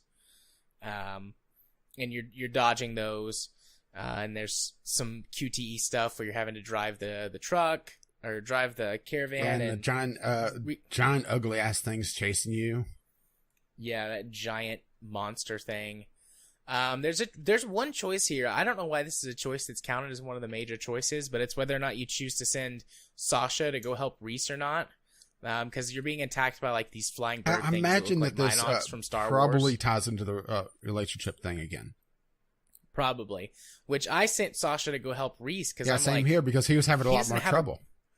Yeah, like it makes practical sense to do that because he doesn't have a gun. He's trying to drive and uses Echo Eye to spot where the moonshots are going to land. So it just made sense to send her up there to help him. But you just do a little bit of shooting. You just pull the right trigger a couple of times, and she like automatically shoots all of the Minoc creatures, whatever they're called.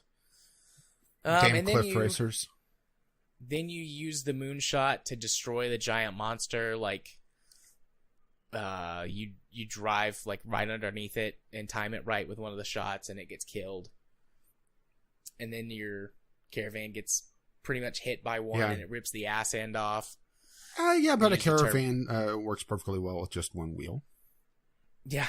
You use the turbo boost to escape, and then this is where the montage kicks in for this episode, because it's like, I think you get almost hit by a moonshot or something, and everyone like starts to fly out. And it is pretty cool. Like everyone's like grabbing everybody by the arm or the leg. Or the foot. And Fiona gets Reese by his shoe, and then his shoe comes off, and Reese and Vaughn fly out of the back of the caravan. And at one point, you guys have a discussion of like where you need to go and what you need to do. So that comes into play a little bit later. But then you get Reese and Vaughn as they're walking through the desert, and you can choose to tell Vaughn about Handsome Jack. Did you tell Vaughn? Yes. I did too. 78.4% of people told Vaughn about Handsome Jack. And Vaughn, you call Yvette to try and get support, and she's like, I can't help you right now. You guys have been found out. I'll do what I can. And then this is where you discover that Vaughn is weirdly buff because he comes back and he's like peed on his shirt and wrapped it around his head to keep himself cool.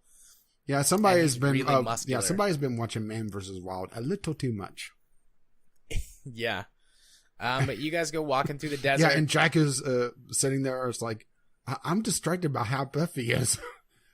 Yeah. I could never get cut like that. It takes too much time to take it for the world.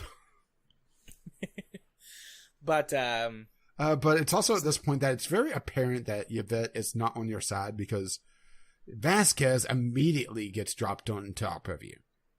Yeah, you walk through the desert for a little while, and then like you see what you think is a moonshot, and then you're like, oh no, it's a supply thing, and then it turns out that it's Vasquez. In a car, in the red version of his car. Yeah, because the original one was black, and that's the one that you stole. And he's got like this massive prototype shotgun, and there's a conversation that you can have with him. You know, some jokes abound, and then he has you guys dig your own graves. Yeah, I told him no. Yeah, I dug. I just was like, I don't know, I'm just gonna dig and see if an opportunity presents itself to like attack him. Well, I figured he wouldn't know how to operate that gun, and I was right. Yeah, we went to attack him, and he like, that he pulled the gun on us and went to shoot us, and like it didn't work. See, for me, I refused to shoot him, refused to dig, and then I immediately threw the shovel at him, and he dodged and broke the window of his car. Yeah, I didn't do that. Like, whenever we were digging, there's like a moment where you can look at Vaughn and like try and give him a signal.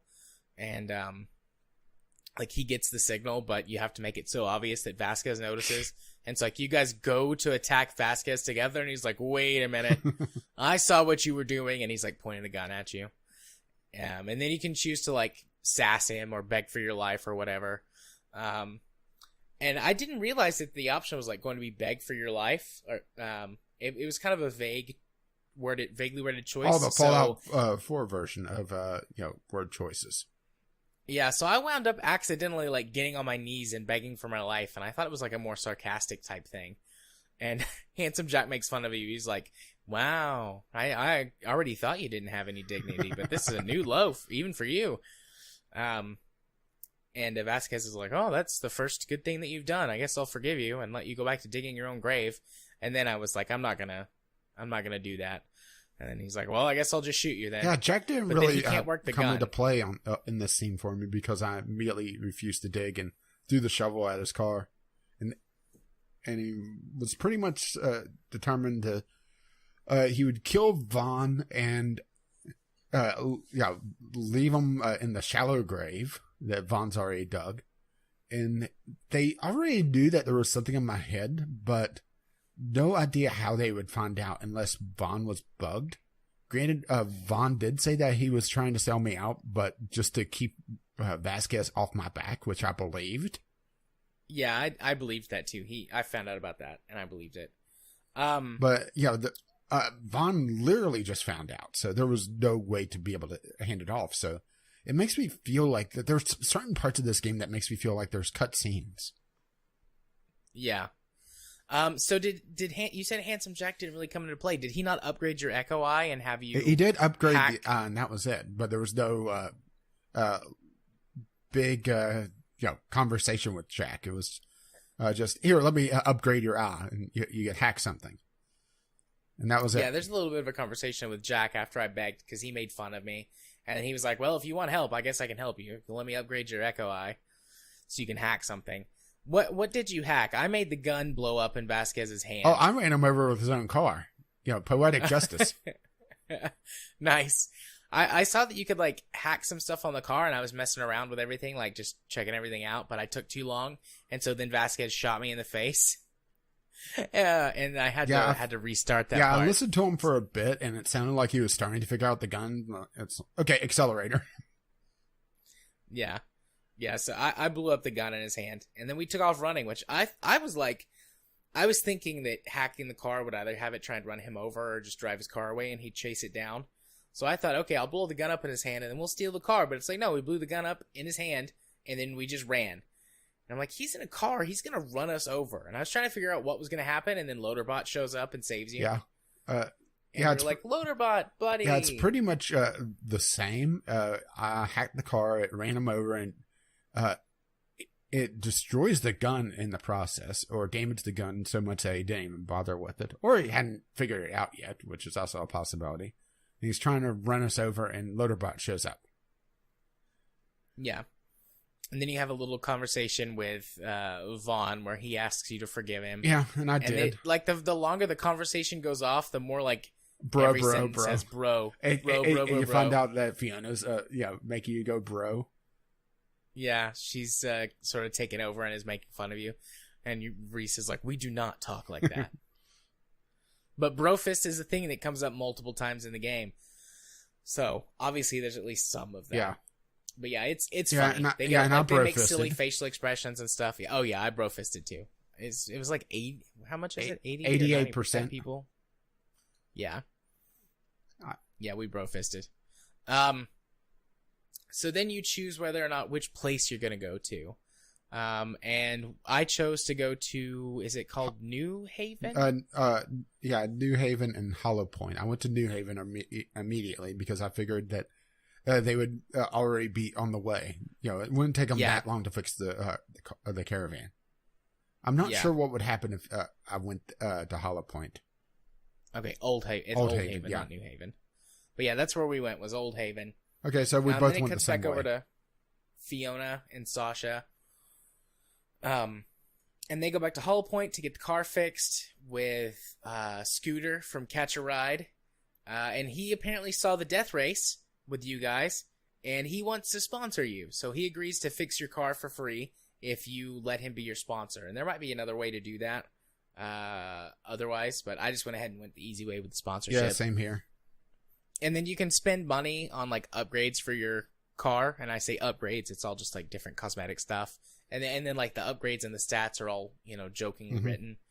And I picked the one that was the like wood panel wagon. Yeah, I went with the mate one, the blue and white, I believe it is.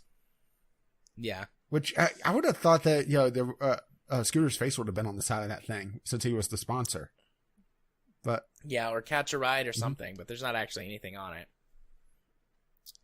Feels like a little bit of a missed opportunity there.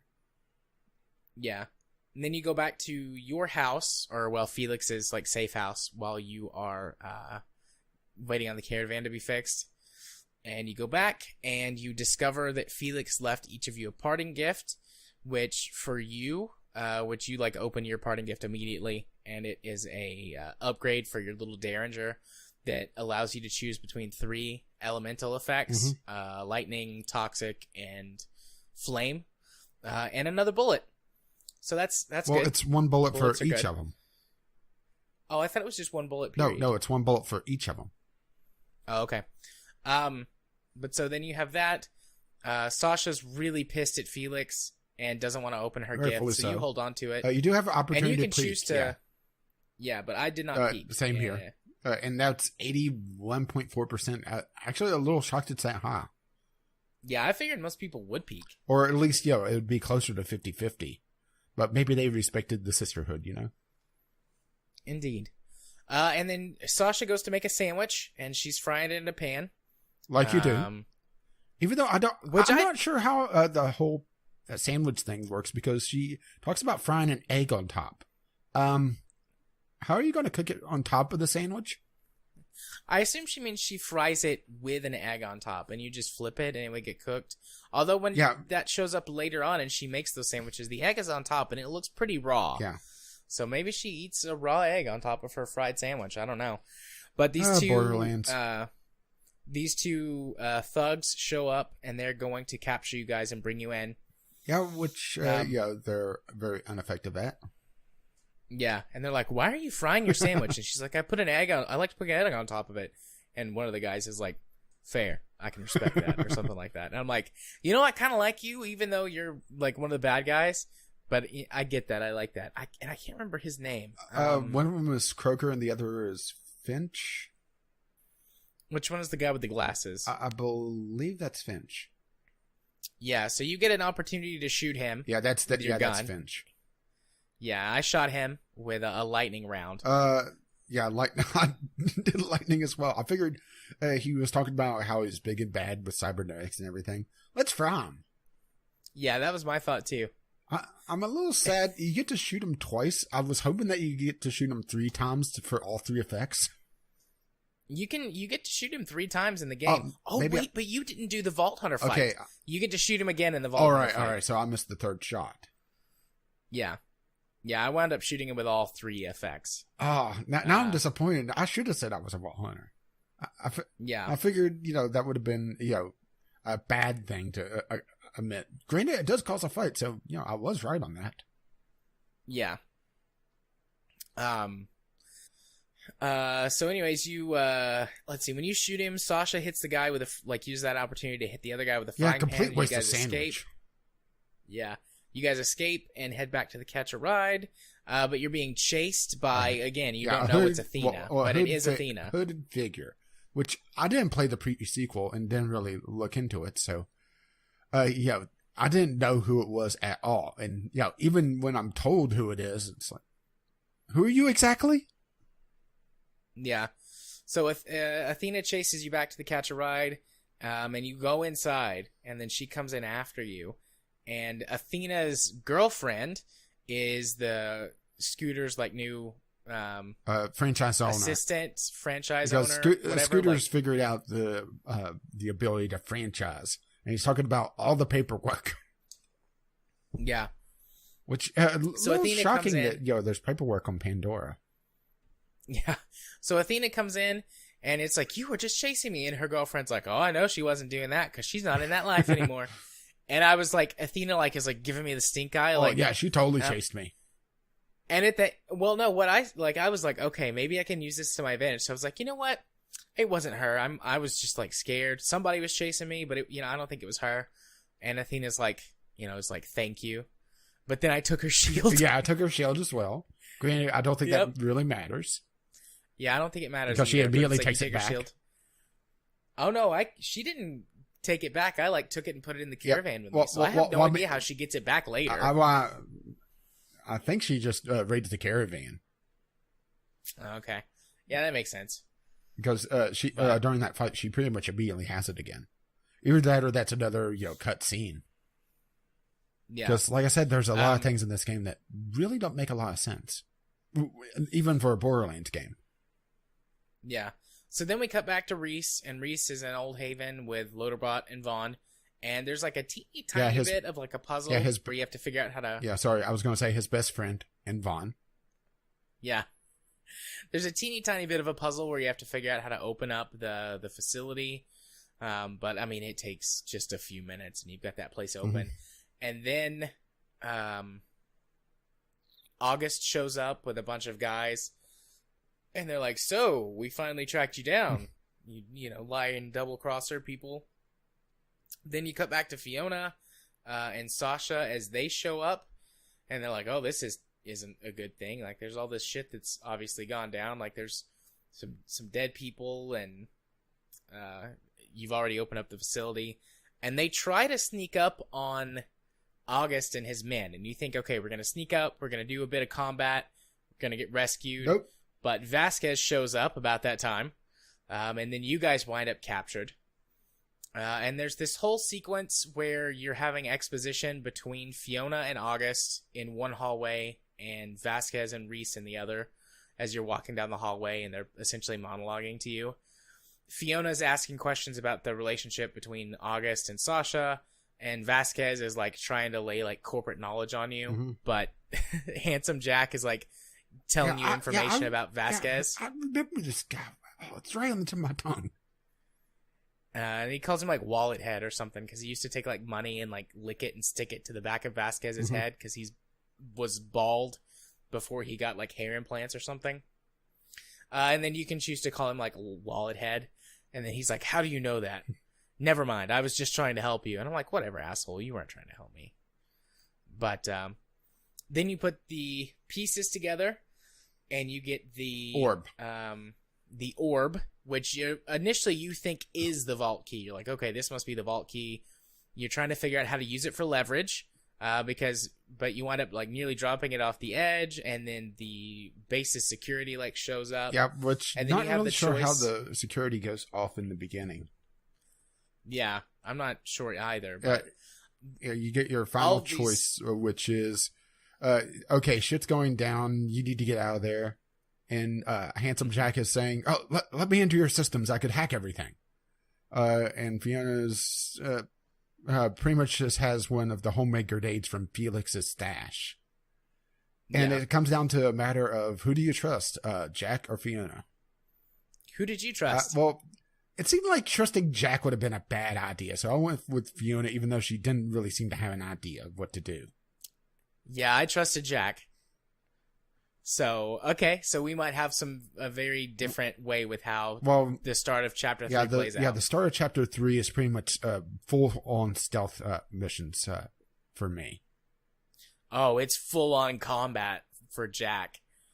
Okay, let's take a short break. I've been talking a lot, drinking a lot of water, so I need to take a quick break. But that's the end of Chapter 2. So this is a good place to take a break between Chapters 2 and 3.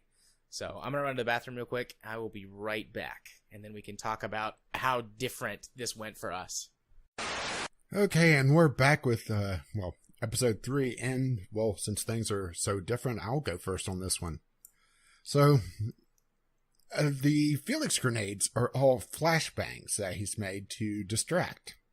So, Fiona's plan is essentially throw down a flashbang and then run. pretty much how Fiona operates. She's a lot of not so much planning, but doing things on the fly and winging it and see how things turn out. So it starts with you going down this giant shaft that was just happened to be under a trapdoor right where the sphere is held, or the halves of the sphere. And it's essentially just a series of QTEs dodging turret shots. And at one point, you actually lose your hat. I'm not sure if you lose your hat in the other sequence. Do you? Nope. So you keep your hat. Don't lose your hat. Do you keep your hat during the entire game? Yep. Okay, so that's a kind of an indicator here, because in this sequence, you actually have to throw your hat in between two turrets, and they shoot one another. And she's like, "But I like this hat." Yep, I got to keep the hat. And Reese's argument was, "Well, when we open the vault, you'll be able to buy all the hats you want." This is true, and throws the hat. But it's pretty much a long sequence of QTEs with Loaderbot actually killing Dumpy. Oh my god, you missed the best Loaderbot scene in the whole... Okay, when it's my turn, I'll tell. There's not much here. It's pretty much you get in to that sequence where I guess you would meet Dumpy. Loaderbot kills Dumpy and starts kicking ass, and you eventually just run out. There's not a lot that I could recall that outside of just being irritated at some of the QuickTime events, because once again, the arrows aren't very informative. Yeah. Okay, so 2 questions. Question number 1, does Vasquez get his own arm blown off in that sequence? No, Vasquez does not lose his arm. He is intact up until after the escape, so Vasquez is not... Vasquez is not disarmed. Okay. And since you used the other flashbang, does that mean that you didn't get the unreliable narration bit where she blows No, Sasha's... I had 3 flashbangs. I used the second. Oh, okay. I only had 2 flashbangs. Then that's another diversion, is that I was able to find 3 flashbangs in the midst of Felix's place. So, which I know one is hidden with the last gifts, and you find another one on the bench, and there's a third one off on the far left. Okay, I didn't find one on the bench. I got the one with the one from the first safe, and one from the... Yeah, where the gifts were hidden. Okay, so I had a third flashbang, and actually never used the third flashbang. It was used in the unreliable narrator, but it was never actually used. So, so that's why the third flashbang was there. I was wondering about that, actually. Yeah. Okay, so there's on the trust Jack portion of this. Jack, you let Jack take control of your implants, and he hacks the entire system. And you gain control of all of the security bots. Essentially, I mean, you gain control of the entire facility. So you shut down that big shield that's the big shield window between the control room and then the room where you've actually assembled Gortys. Mm-hmm. And the shield goes down, and you order the security bots to start attacking all of August's men and Vasquez. And you get to take control of a couple of the security bots and, like, choose targets. And Vasquez might, like, if you don't pick him as one of the targets, like, you can choose to shoot August or Vasquez with the security bots. And I picked Vasquez because fuck that guy. And it blew his arm off. And he dropped his shotgun, his fancy schmancy shotgun. And Fiona actually picks it up and uses it in the battle. Like, you don't take direct control of Fiona, but you just, like, see her using it to shoot people in the room. And then Sasha, like, grabs her SMG back and is fighting. But after a few minutes, like, Jack takes over everything, and he's like, and Reese is like, "Oh man, I was actually enjoying that." And Jack's like, "Don't worry, I saved one for you. He's perfect for you." And it's Dumpy, and Dumpy's like a really tiny security bot. But then you take control of Dumpy and use Dumpy to take out a few guys. And he has more, just like stunning attacks. Fiona winds up shooting Dumpy in the chaos and like damages him. Oh, poor Dumpy. Well, you fix Dumpy, and he comes back later. And if you've got him, you can use him for a couple of choices later on in the game and to, like, help you with some stuff. Yeah, but see, that would require me cheating on Loaderbot. But anyways, like, Jack is just, like, causing chaos. And you're like, well, we got to get out of here. And we got to break down the door. Because it was, like, a special security door or something, and Jack couldn't open the door. And so you're like, Loaderbot, help. And there's in the center of the room, there's the Atlas statue, holding the world. Yeah, that happens in the sneak out portion as well. Once that thing where Loaderbot grabs the ass cheeks and pushes it over. Yeah, well, he grabs the ass cheeks, pushes it over, but you have to shoot the ankle. Yeah. Yeah, that happens in the sneak out as well. But I figured by that point it probably reconverged. Yeah. Yeah. That's got to be one of the best scenes in the whole game. But so he pushes the statue over, and the giant globe, like, blows through the door, and you guys all escape, and Valerie is outside. And she extends a hand to Fiona. Didn't take it. To help her up. I took the hand, because I was like, I don't know who this person is, but they're offering to help me up, so I'll let them help me up. Well, she seemed pretty bad from the beginning. No. See, she looks like she could have been a Vault Hunter. And I was like, okay, is this a Vault Hunter that I'm not aware of from, like, a DLC or a new character? And then it turns out she's a bad guy. But, I thought she might have been a Vault Hunter. Because she feels kind of like a female version of Brick. I'm not sure if I want to feel that. And strong and massive she is. And there's a joke about that later on in Chapter 3 where, like, you can't even pick up her rocket launcher. And, like, she uses that to hold you down, like Thor's hammer style from the Marvel movies. But she's outside, and it's very clear that she's in charge. And she kills Vasquez. She shoots him in the chest. Because Vasquez is, like, trying to bargain or something. And he says... Well, you have a choice here before that. Is that she wants to know, who was at fault. And you could blame August or you could blame Vasquez. And I blame Vasquez. Vasquez always dies in this scene. It's pretty much, okay. If you blame August shifts the blame, and Vasquez starts running his mouth and runs it a little too much and gets killed. But I blame Vasquez. Fuck that guy. Yeah, fuck that guy. So she kills him, blows a big hole in his chest. But also, another reason why I didn't trust Valerie right away was you was told to watch out for Valerie. Female name. Unknown female person. Huh. Yeah. I guess I just didn't put 2 and 2 together on that one. I don't know.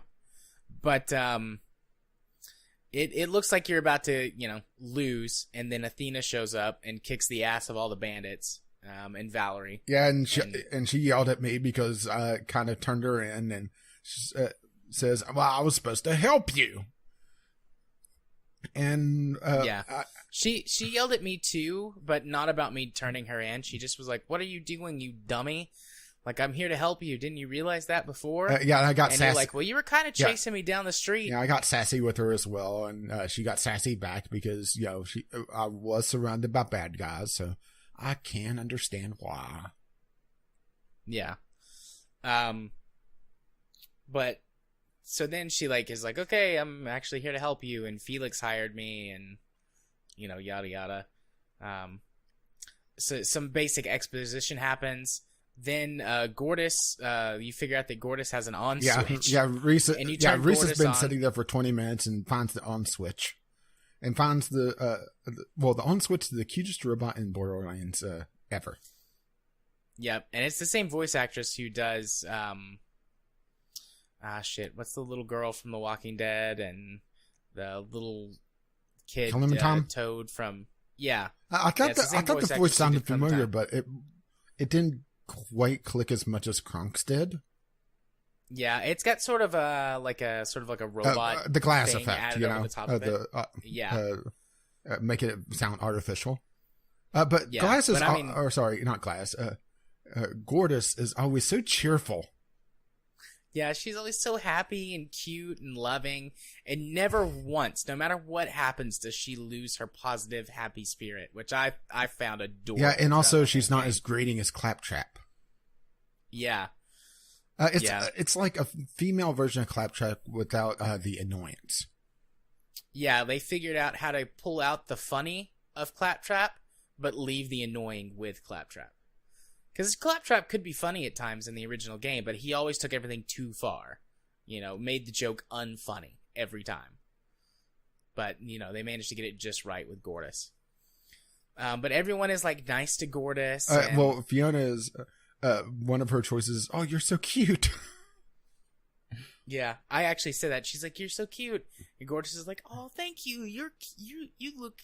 Does she say gorgeous or beautiful? She's like, she compliments her back. Yeah.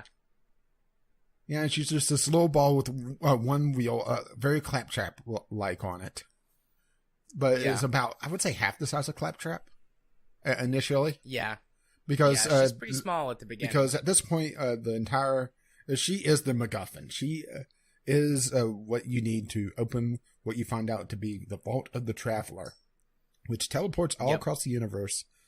But her purpose was to be built to hold the vault on Pandora and fight the guardian of the vault, because vaults also have monsters, because of course they do. That game logic. That's kind of the point of the vault, is to hold the monsters. Yeah. But they don't know that.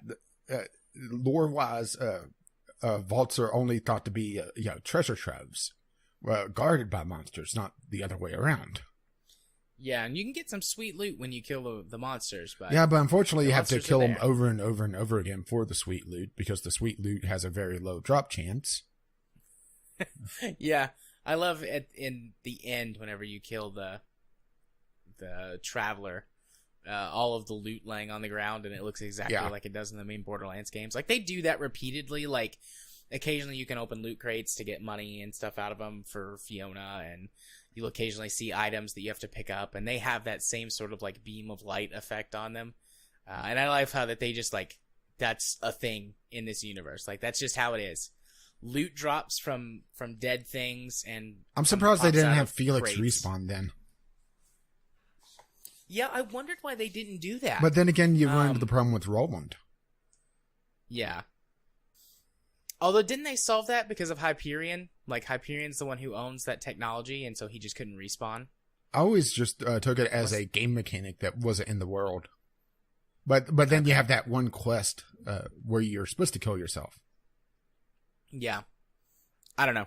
Video game logic. Ding. But anyway, so then the opening montage for this one. Yeah, because the reason why the montage is that you have to travel a long way because Gortys needs upgrades. She needs the other parts. Atlas was trying to figure out how to open this vault because they were losing the war, that and Athena was killing everybody, but that's beside the point. Yeah. But the vault was a last-ditch effort, and different parts of Gortys was being worked on at the same time on different facilities on the planet to try to complete her faster in order to open up the vault to get sweet loot to be able to get that boost, which didn't work. Yeah. So it's a road trip montage, which is adorable. And there's lots of there's one where they're playing the Pandoran version of Dungeons and Dragons. Yeah, and Gortys is driving at one point. Yeah. There's a point where the caravan's broken down and Fiona's under under it trying to fix it with Reese holding out his hand with the echo comm to Scooter telling her how to fix it. Yeah. Yeah, and then there's lots of little shots of Loaderbot and Gortys sitting on the roof.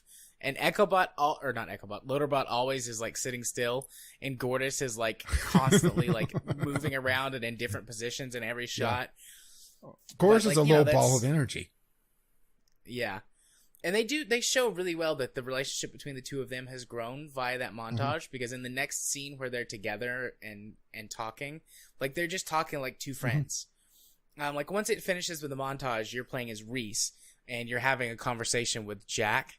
And I think it's Athena is standing there, and she's like, "What are you doing?" And you do have the option to tell her, but if you pick the option, Jack takes over your robot arm and smacks you in the face.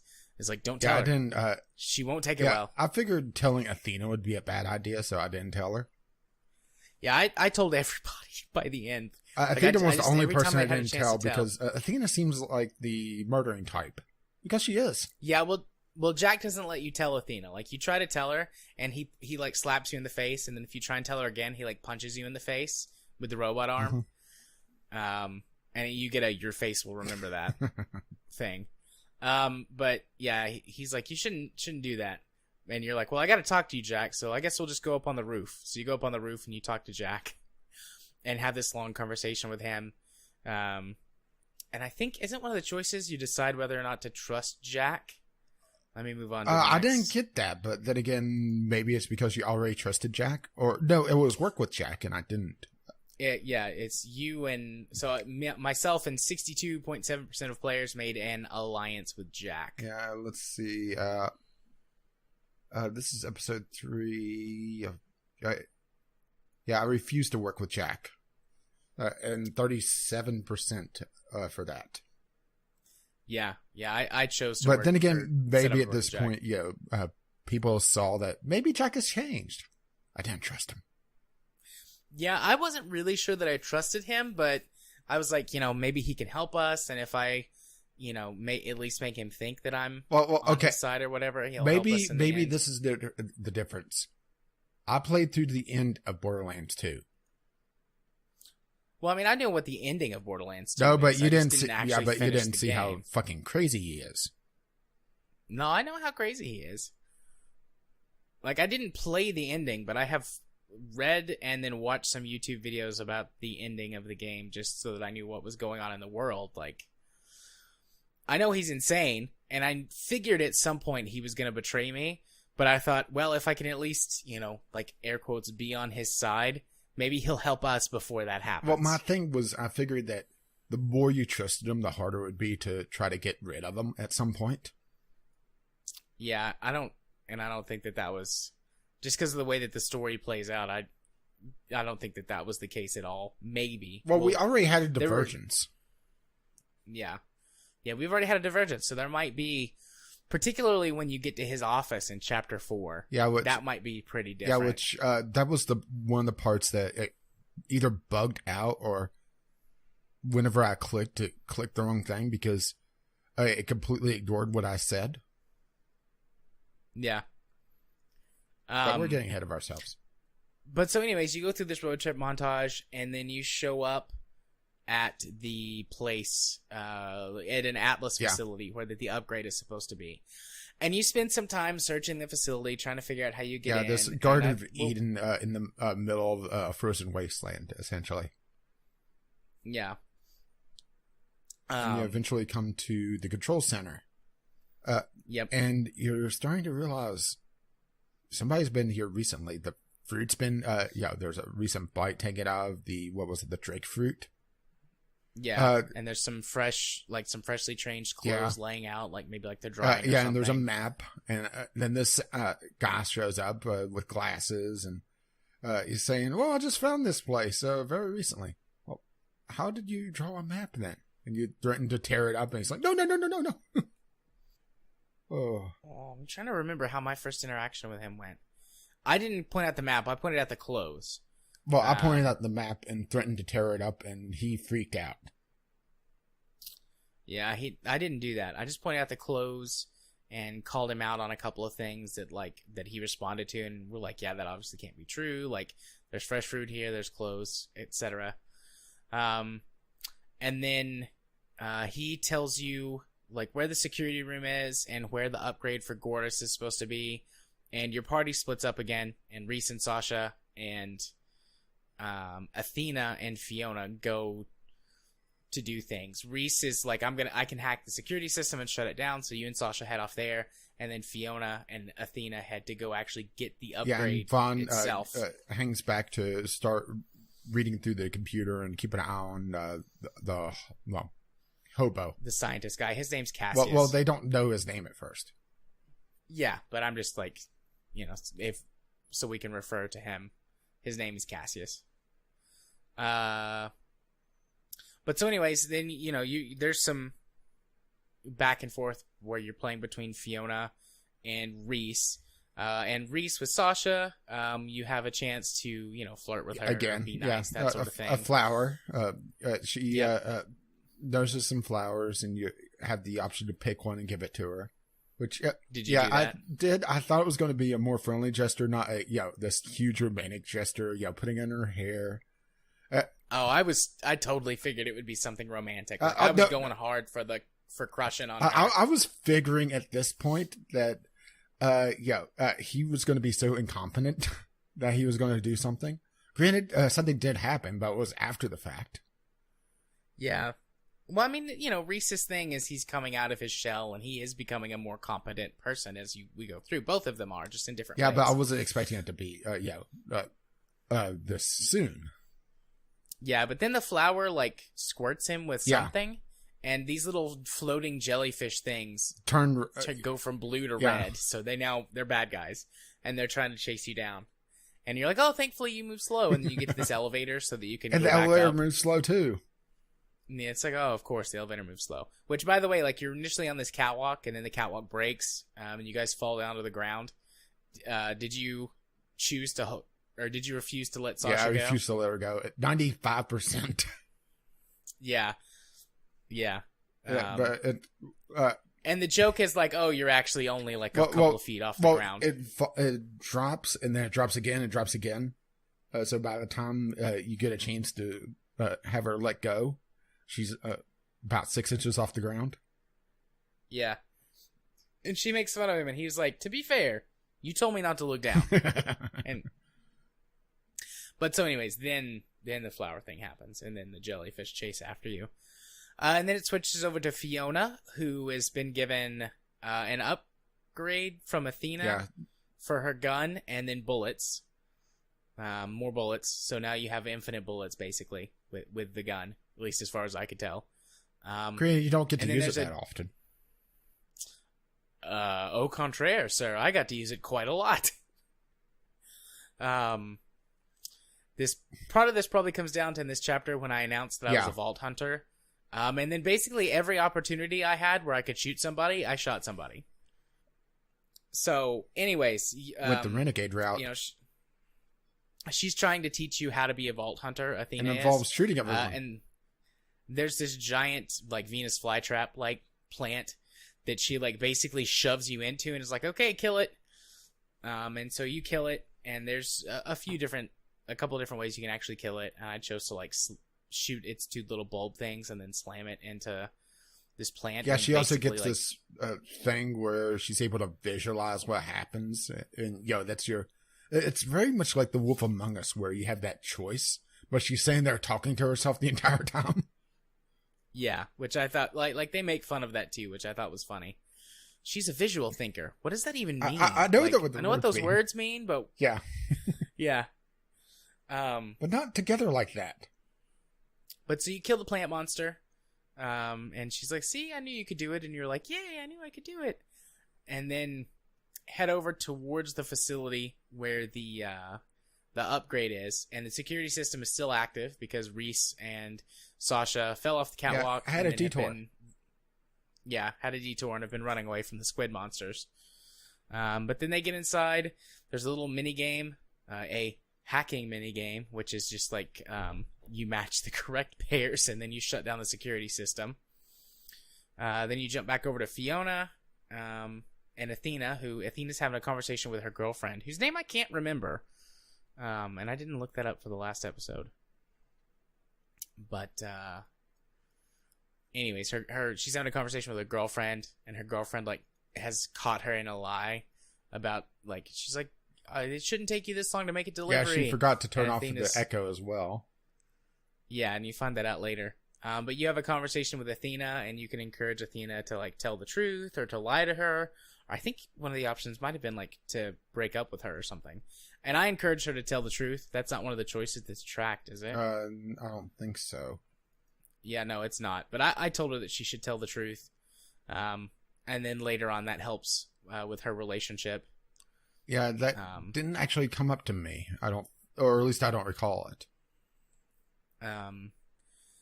But so then I shot the turret I think you can just wait, and when Reese like shuts down the system, the turret will shut down. But I actually shot the turret, so we could just walk in.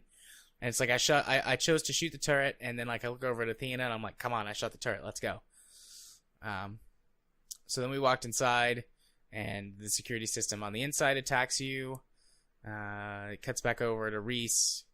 I think I got those a little bit out of order, because I think you do that and then walk inside, and the turrets inside are still shooting at you. And then it cuts to Reese, and you disable the security system. Then back to Fiona. They grab the upgrade and go to leave. And you all reconvene back at that main facility where Cassius is. And you discovered, like, going through the computer files that he's actually an Atlas scientist when you were shutting down the security system. And then when you get back... Yeah, the last one on Athena's kill list, it turns out. Yep. When you get back, you can confirm that with Vaughn, and then, like, someone says something to Athena, and he's like, yes, I'm the last scientist, and Athena goes to kill him. And you can choose to either... intervene or let agree. it happen. Yeah. And I chose to, like, agree with her. Like, I was like, yeah, no, you should totally get revenge and kill him. Oh, see, I didn't kill him. Well, I mean, she doesn't kill him. Like, no matter what, she doesn't kill him, because at that point, Valerie shows up. But you can, did you choose to intervene? Yeah, I intervened. Okay. I did not intervene. I was like, yeah, I agree. You should totally kill him.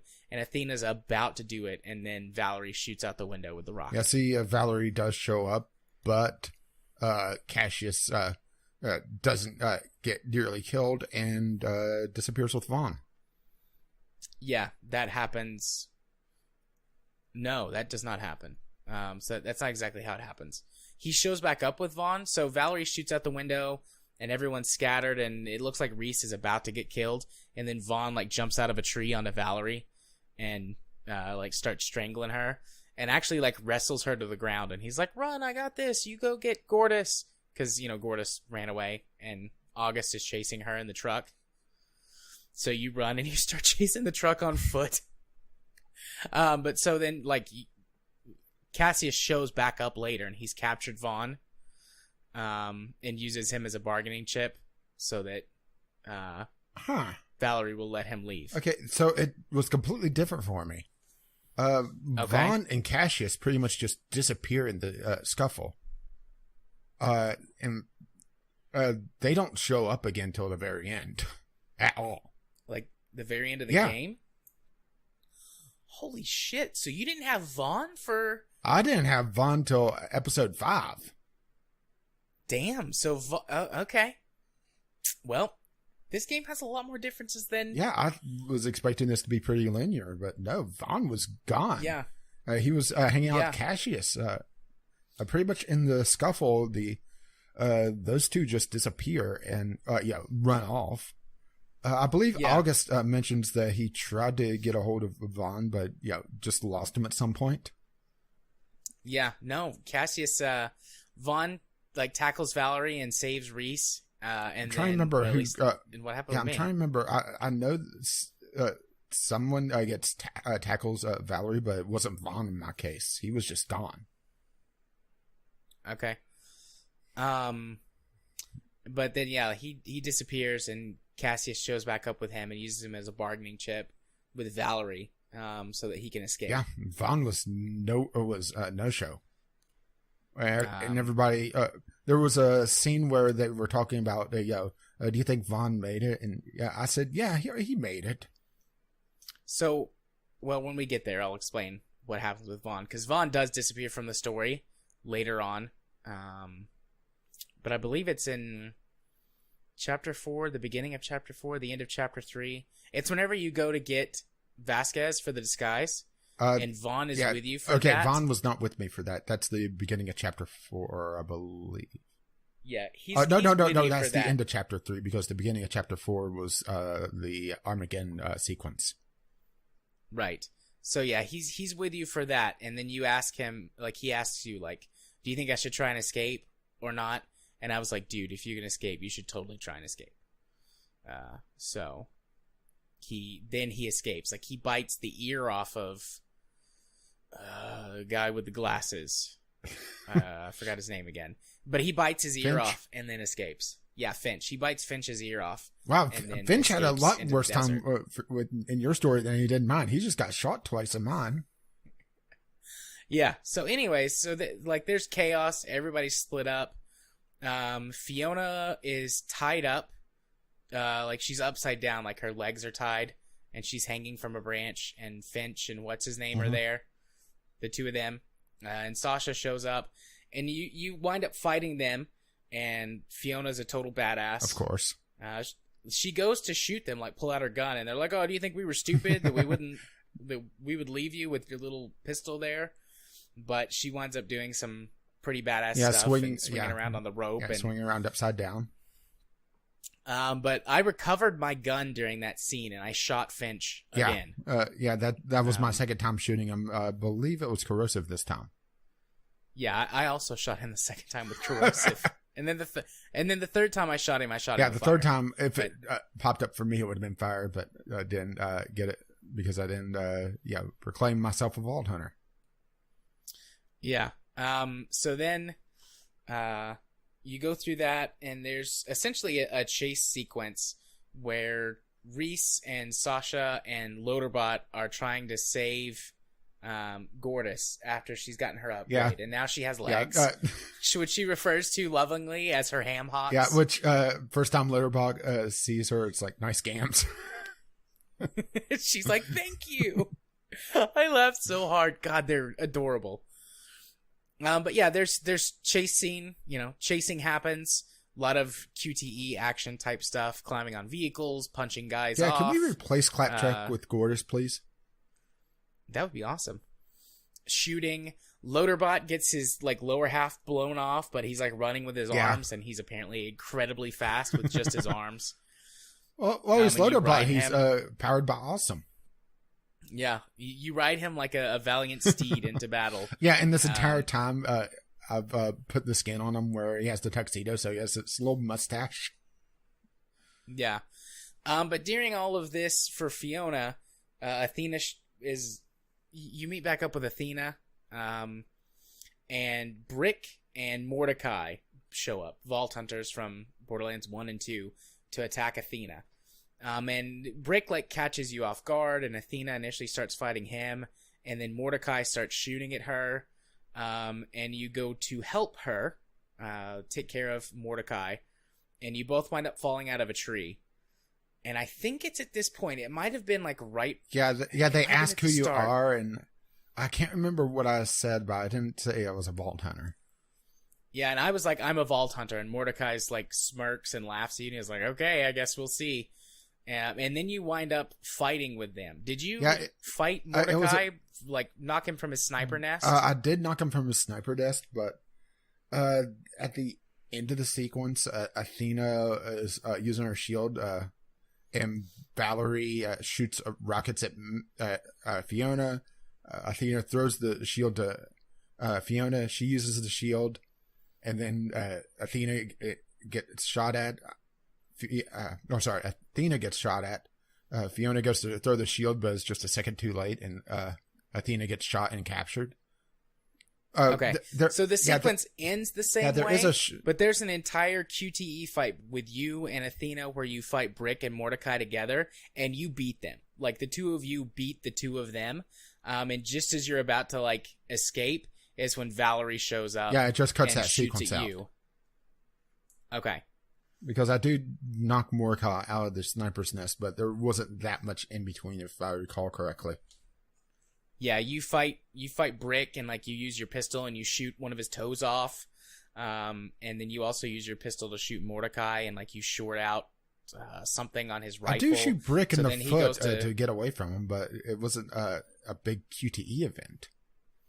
Yeah, no, it's all part of the QTE. He winds up grabbing you at one point, and this might be the fights converge back at this moment, because it's right after this that Valerie comes out with a rocket launcher. So it reconvenes right when Brick gets shot in the pinky toe. Yeah, and you shoot his toe off. But yeah, there's an entire 2 or 3 minute fight scene that's all QTE between you and Mordecai and Brick.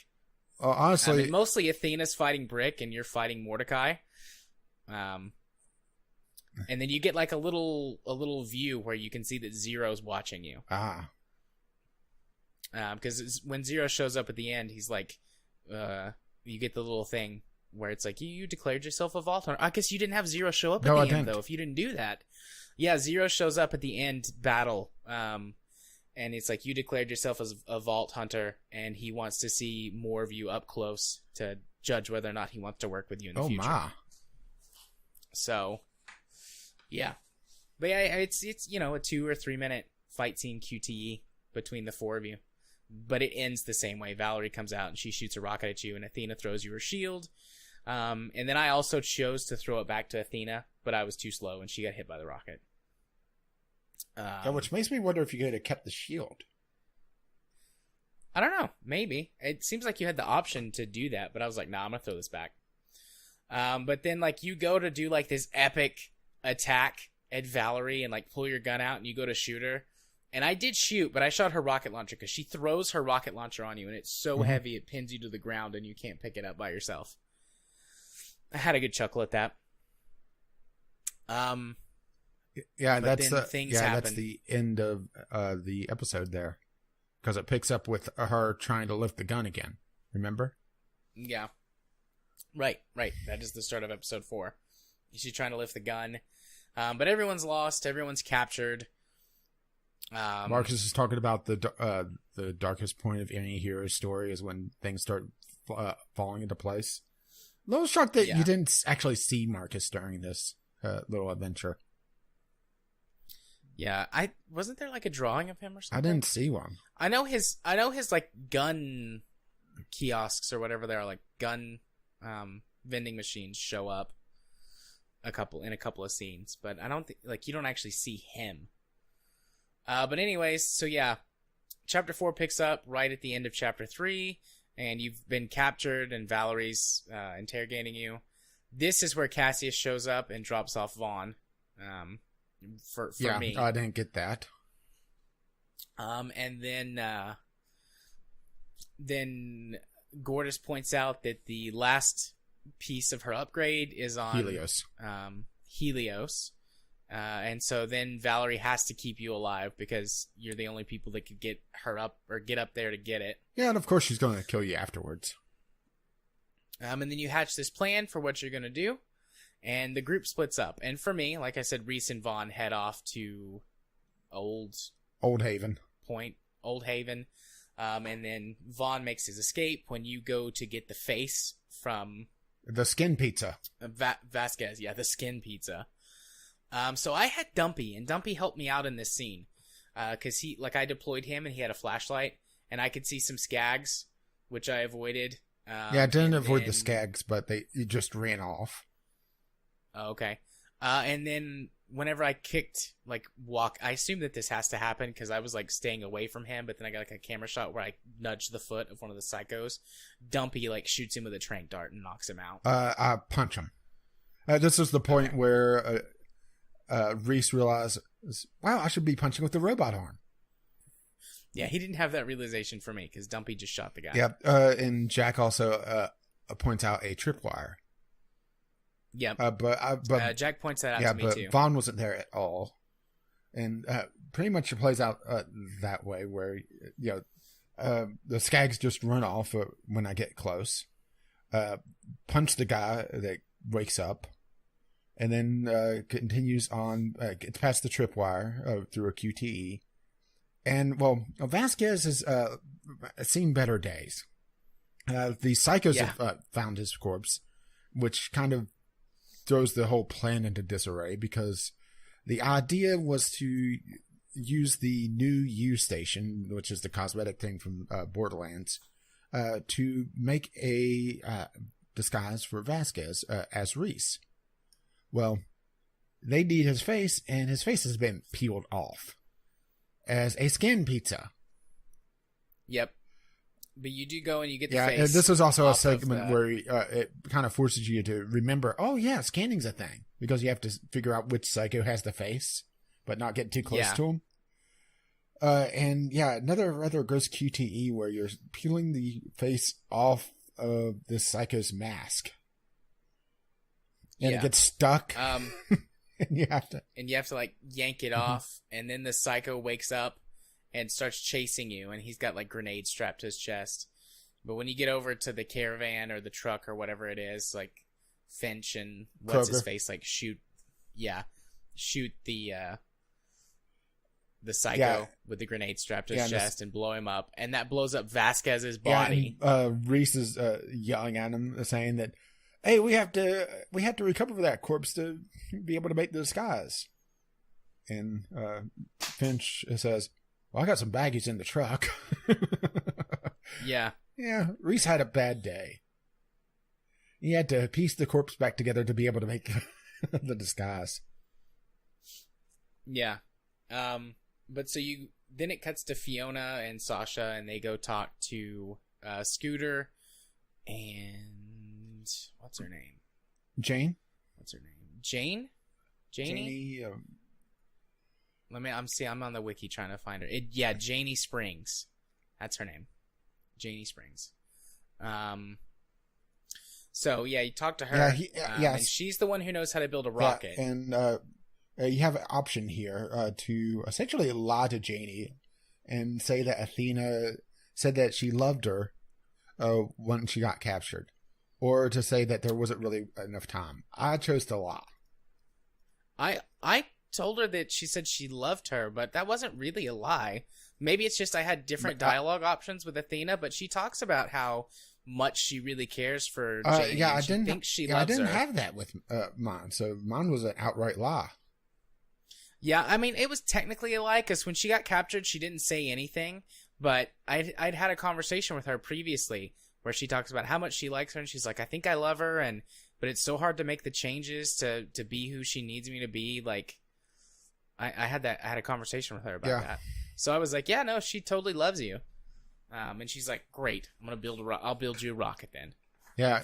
But I love that. She's like, I'm going to build you a rocket, then I'm going to go find every fucking gun on this planet, and I'm going to go get my girlfriend back. And marry the piss out of her. I was like, yeah, and marry the piss out of her.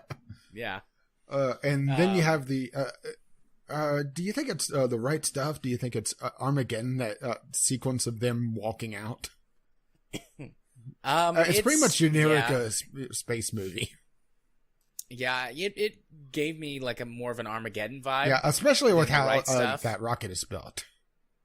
Yeah, but you know that's what the montage is. Yeah, and it's made out of the caravan. The rocket and going to fly off into space. At some point right before that, like you get to set up the disguises. I think it's when you first show up before you talk to Janie, and you like can choose to buy like extra nice Hyperion outfits for Sasha. Yeah, I bought the rather nice dress for Sasha. And yeah, I did too. I didn't get Fiona anything because she was fine. See, I bought Fiona like the standard Hyperion dress. Well, the standard Hyperion, but Sasha got the nice thing. Yeah. And then Reese shows up and like can flirt with. Oh wait, there was a. Did you reveal to Sasha and Fiona that Jack was? Yes, in your I head revealed to at the them, and start boy, of the were they pissed. Yeah, I did too, and yes, they were pissed. But I don't know if it was because I had been so nice before, or if I just picked the right dialogue options afterwards. But they pretty quickly forgave me. Yeah, same here. They were like, "Well, at least you were honest, you know." Stuff like that. Yeah, there wasn't really a chance to tell you about that. Yeah. It says only 28% of players revealed Handsome Jack. Yeah, which is honestly a little surprising it's that low. Yeah. But so yeah, you build the rocket, have the montage, go to space. But of course there's a problem. Yeah, remember that corpse from episode 1? It's still hanging around.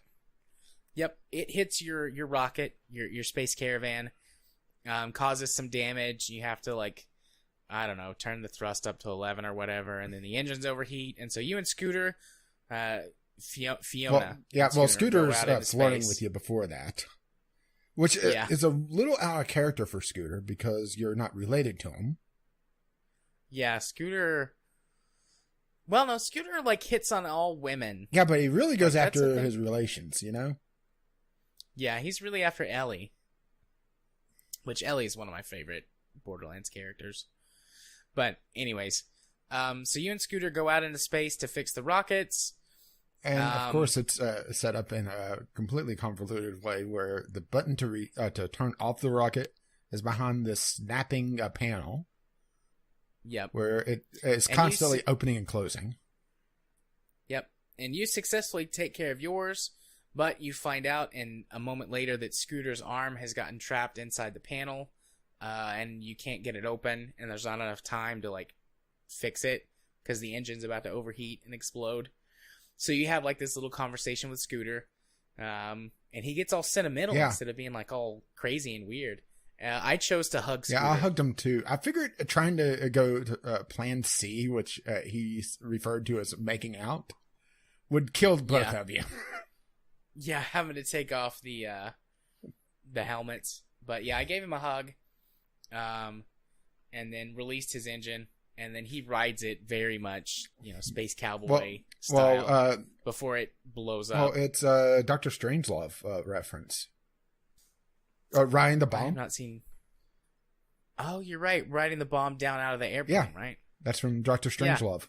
I didn't make that connection. He mounts it perfectly. Like, I think it's the pilot's name is King Kong, or his last name is the pilot's last name is King, so everybody refers to him as King Kong. Yeah, I just didn't. My brain didn't make that connection. I was playing this as soon night. As he flipped around to ride it like that. The other possible reference is Space Cowboys. Yeah, well, Space Cowboys is the reference. The Tommy Lee Jones character.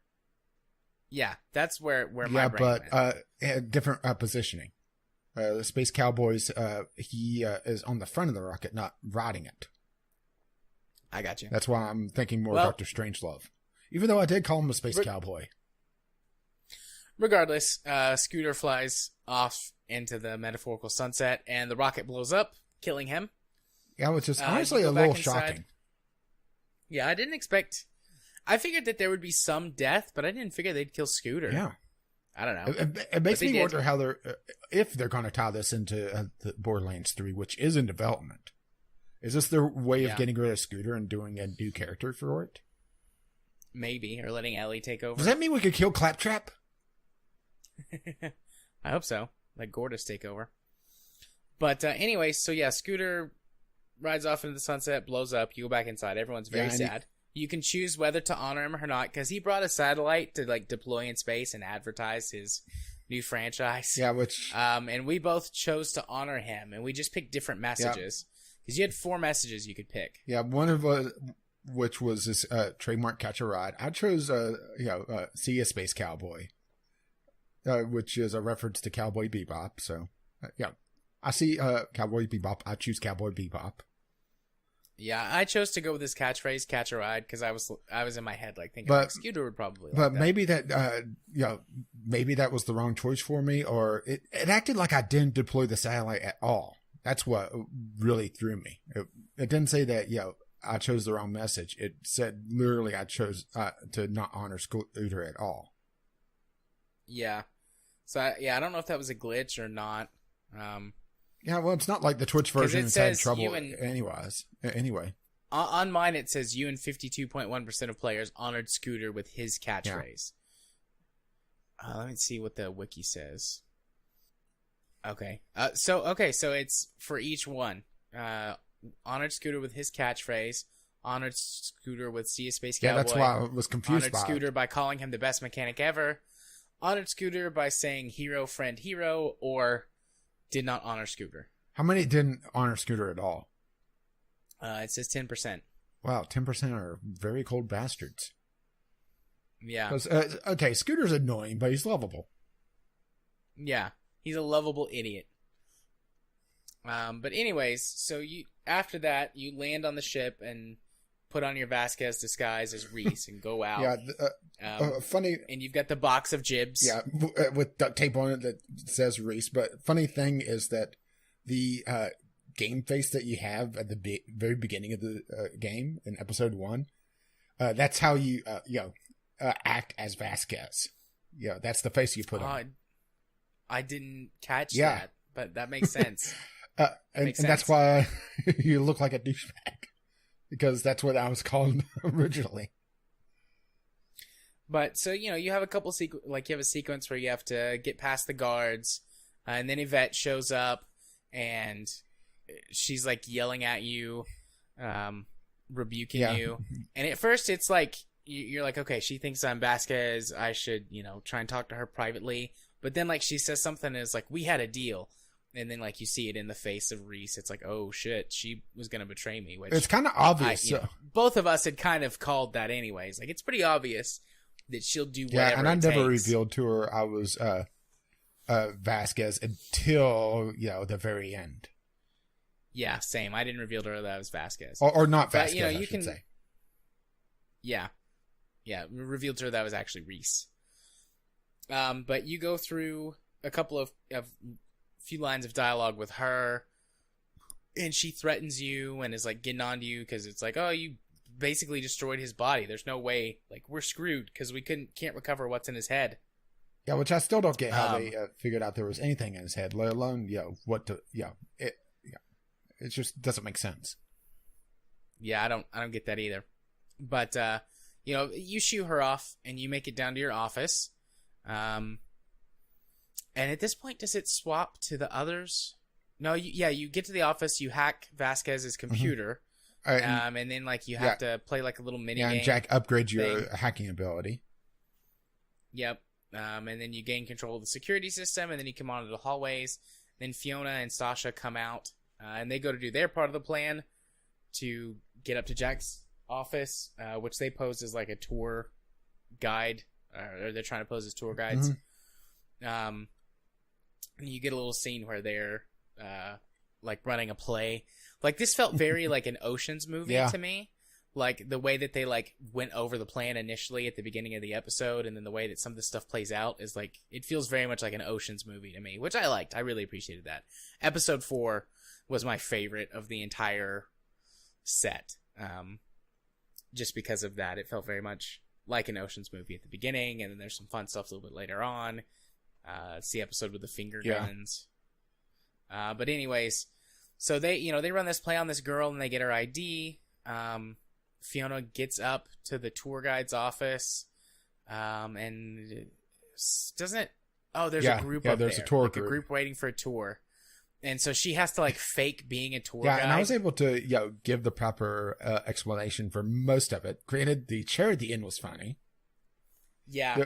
Yeah, because it's, if you've played the previous games, then you know what to say. And even though, like, she's kind of faking it, it's the right stuff. And or so, close like, enough. They don't get suspicious of you. But or close enough that they don't get suspicious. But then at the But then there's the chair that's just like a guard's chair. Yeah, and she says, this is to symbolize that Jack is no longer with us. And we should have a moment of silence. And the guard comes back and is talking about having to go to the toilet. Oh, I picked a different response to that, which is basically it has the same outcome, but it was something about how it was like his thinking chair or his decision-making chair. It's like he always came down to this chair to make hard decisions so that he could be one with the people instead of being in his, his office. And then the guard comes back. I went with, it's a memorial. Yeah. So then you go up to the office, tour and the security system doesn't. Yep. And the security system doesn't deactivate properly or all the way, and like one of the guys tries to rush in, and he gets vaporized by the security system. I tried to stop him. I don't really know if it matters or not. That's one of the choices that it tracks. For me, there was an option to. At first, you see this little fly, and it tries to fly into the office, and it gets vaporized. And there's an option that you could send him to the office. Or, try to stop them. And I just, I figured, they like Handsome Jack so much. Why don't they stay here permanently? Yeah, I tried to stop them. And, like, one guy is like, no, screw you, I'm going in. And he gets vaporized by the security system, and it sets off the alarm. Yeah, see, all of them the office down for me. Okay. Yeah, all of the rest of them were like, oh, fuck. And they ran away, and then the security guard comes up. That's the difference. Like, okay, so it's the entire group versus one. Yeah. So for me, vaporized tour group, 38.3%. I'm a cold fucker, I guess. Nice. So the security guard comes up and he's like, fuck this. I'm not cleaning it up again. It's your turn. Again. And you're like, okay. The security guard leaves. And so then it swaps back to Reese because she's like, I can't get in, try and find me a way in. And Yvette comes into the office and is like having a chat with you. Yeah, and you also find out at this point that the only way to get into the office is through the jack hole. Because, of course, Handsome Jack has a trap door in his office. So how did you handle Yvette? Because she like basically is like, fuck this, I'm going to turn you in. I'm turning Knocked her out. I'm going to take my chances. Okay, since I had Dumpy like shock her and knock her out. Well, she met Mr. Stumbaton. Nice. So essentially the same thing. I mean, that was one of my choices. I could have it was knock her out. Well, that's also Dumpy, how, or try and talk your way out. See, that's of it. also how she figured out it was me. Was that she saw the stun baton, thought, "Hey, wait, that's the same type I gave to Oh, and then she went flying. Yeah, she didn't figure it out for me. She just was like, "What the fuck are you doing?" And he's like, "I'm making sure you don't turn me in." And so then Dumpy goes and he shoots her in the ass with a shock dart, and it knocks her out. Yeah, see, she had a little trip as well. Yeah. And so you leave because you're headed towards the jackhole, and your disguise is starting to break down. Mm-hmm. At least it was for me. Yeah, same here. The voice was going first, and by the time you got to the well, essentially the prison level. I mean, let's be honest here. Yeah. You're talking to the guard. It's like, what's wrong with your voice? So I had a burrito for lunch, and it's gone to my stomach. Yeah. And the jackhole was kind of a combination of escape / murder hole. Yeah. But when you're on your way down to the jackhole, like all of the accountants come up to you, and you have like the finger gun fight, which feels very much like a play on like the Matrix. On the Matrix, plus I'm pretty sure a documentary of why Gearbox kind of half-ass some of their games. Yeah, because you gotta admit, Gearbox's quality is not quite Bethesda levels, but close at times.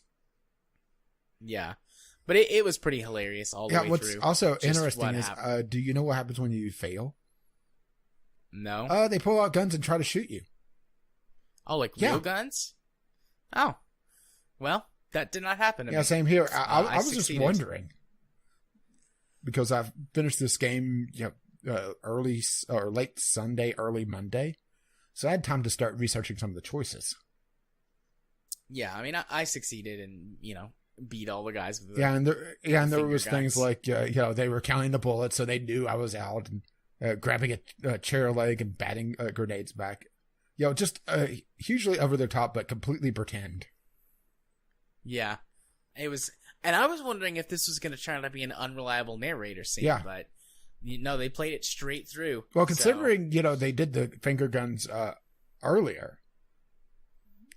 Yeah, I mean the finger guns were something that like you see happening multiple times, but I just thought that it was just like a joke or whatever. But then they turned it into like a serious action scene that's still somehow like a joke. It was good. Yeah, I think that was probably the best QTE sequence. During all of this, you've told Fiona to meet you to the prison level, and she's like, "How do I do that?" Like, and he's like, "Just get arrested." We've been trying to avoid that. So you walk out and you have an option of a couple of things to do, and I chose to shoot the Diamond Pony, aka Butt Stallion. I shot Butt Stallion, which seems to be, and Butt Stallion bleeds. Yeah, which is that really Butt Stallion then? I don't know. I mean, Butt Stallion was a real horse. So. Well, a horse made out of diamonds. Well, so is it air quotes real horse? So does that mean that they took a real horse and made it look like Butt Stallion and have it stuffed and mounted in the exhibit? I don't know, but they make a big joke about it. She was like, "What the fuck? It's bleeding," and he's like, "No, no, it's not. Maybe it's full of strawberry jam." But yeah, like they play that up for laughs. But then Reese says Vasquez makes it down to the prison level, and Fiona's there, and Reese gets the guard to go away, and then you go over and figure out how to work the murder hole and climb up, or the jack hole, and climb up, and then you're in Jack's office. And because I had chosen to work with Jack, he was super friendly, giving me a tour, and he was like, "I'm gonna make you president." Yeah, see, he was talking about making me president as well, but he was a little bit hostile. Yeah, but kind of, it was passive aggressive almost, talking about how great being leader of Hyperion would be. Yeah, no, he wasn't doing that with me. He was like talking about how we were friends and we had been on this journey together and that I was the only partner he'd ever had that was competent. And then he was like, actually, that really surprises me because you kind of sucked at the beginning. So, he's still kind of being a dick, but it was a lot more genuine. Like, it felt really genuine, like we were friends. And he, tells me about some of the stuff in his glass display case. Yeah, and unfortunately, like, there was like a bra and some other stuff in there that you couldn't. I think the bra is supposed to be like Mad Moxie's bra. Oh my. I mean, that looks like her bra. But like, you're implying no Mad Moxie would wear underwear. That's true. But you search through all the pieces, you could search. You find the you one could that's search the beacon. through. I scanned everything that I could up until it got to the unknown stuff because I knew that was one of them was going to be the thing. So Jack bought out Atlas, and he's actually the owner of Atlas, which comes into play later. I wonder if you didn't scan that, if the ending would be different. I don't know, because I mean, I scanned it, so I got the part where it's like I took in chapter 5, he takes the deed to Atlas, and Reese does, so that now he owns Atlas. But yeah, I wonder if you didn't scan it, if you'd know that's what it was. But so, anyways, then you go back over after you've got the thing. You walk over to the desk, and Jack's like, "Yeah, you have to, open the murder hole or the jack hole from the desk." So you sit down, and he tells you how to activate it. And he's like, "So, do you want to be president of Hyperion?" And this is the choice that bugged out for me. Either that or I misclicked because I said no, but it still acted like I said yes. But then it gave me a choice to back out from the executive jack port. Yeah, I mean, it gave me the option to back out too, because I was totally like, yes, I want to be the president of Hyperion. Because in my head, I'm going, this is Borderlands. It's probably going to go horribly wrong, but maybe by making this choice, like there's some way that you can do something in the final chapter that makes this easier or whatever. Yeah, see, I knew it was going to go wrong, and I figured if it was going to go wrong, it was going to happen anyway. So I may as well not be compromised. Yeah. No, I accepted. So it ports into your head, and Jack goes to Helios, and his AI leaves your head, and he goes to Helios and takes over the station. And is that the end of the chapter? Yeah. Or is okay? I was thinking so. It's having played all this stuff in yeah, kind of all runs together, doesn't it? Yeah, but so then the chapter ends, and then when it starts like right where the and people are pissed at me chapter. Saying that I was Jack announced me president, even though I didn't take that choice. Yeah, see, I did take the choice, and he announces you president. Yeah, there was never the announcement for me. Then there's some talking where that Jack talks to you in the office, and he was really friendly, and it does pop up a thing, and you see it on the screen, and Jack's like, "Hey everybody, I'm back, and I'm announcing the successor to the throne as Reese." And he makes a joke about how he was a janitor before, but now he's gonna be cleaning up Pandora. Yeah, I never made that joke. I think that was based on one of the things, because when you agree to an alliance with Jack, he asks you what you want to do, and I said I want to fix Pandora. Yeah, I want to make it a nice, livable place. See, for me, he was being passive aggressive, but saying, if you could run things, what would you do, and how would you do it? That sort of thing. So I get the same choices, but a different tone. Yeah.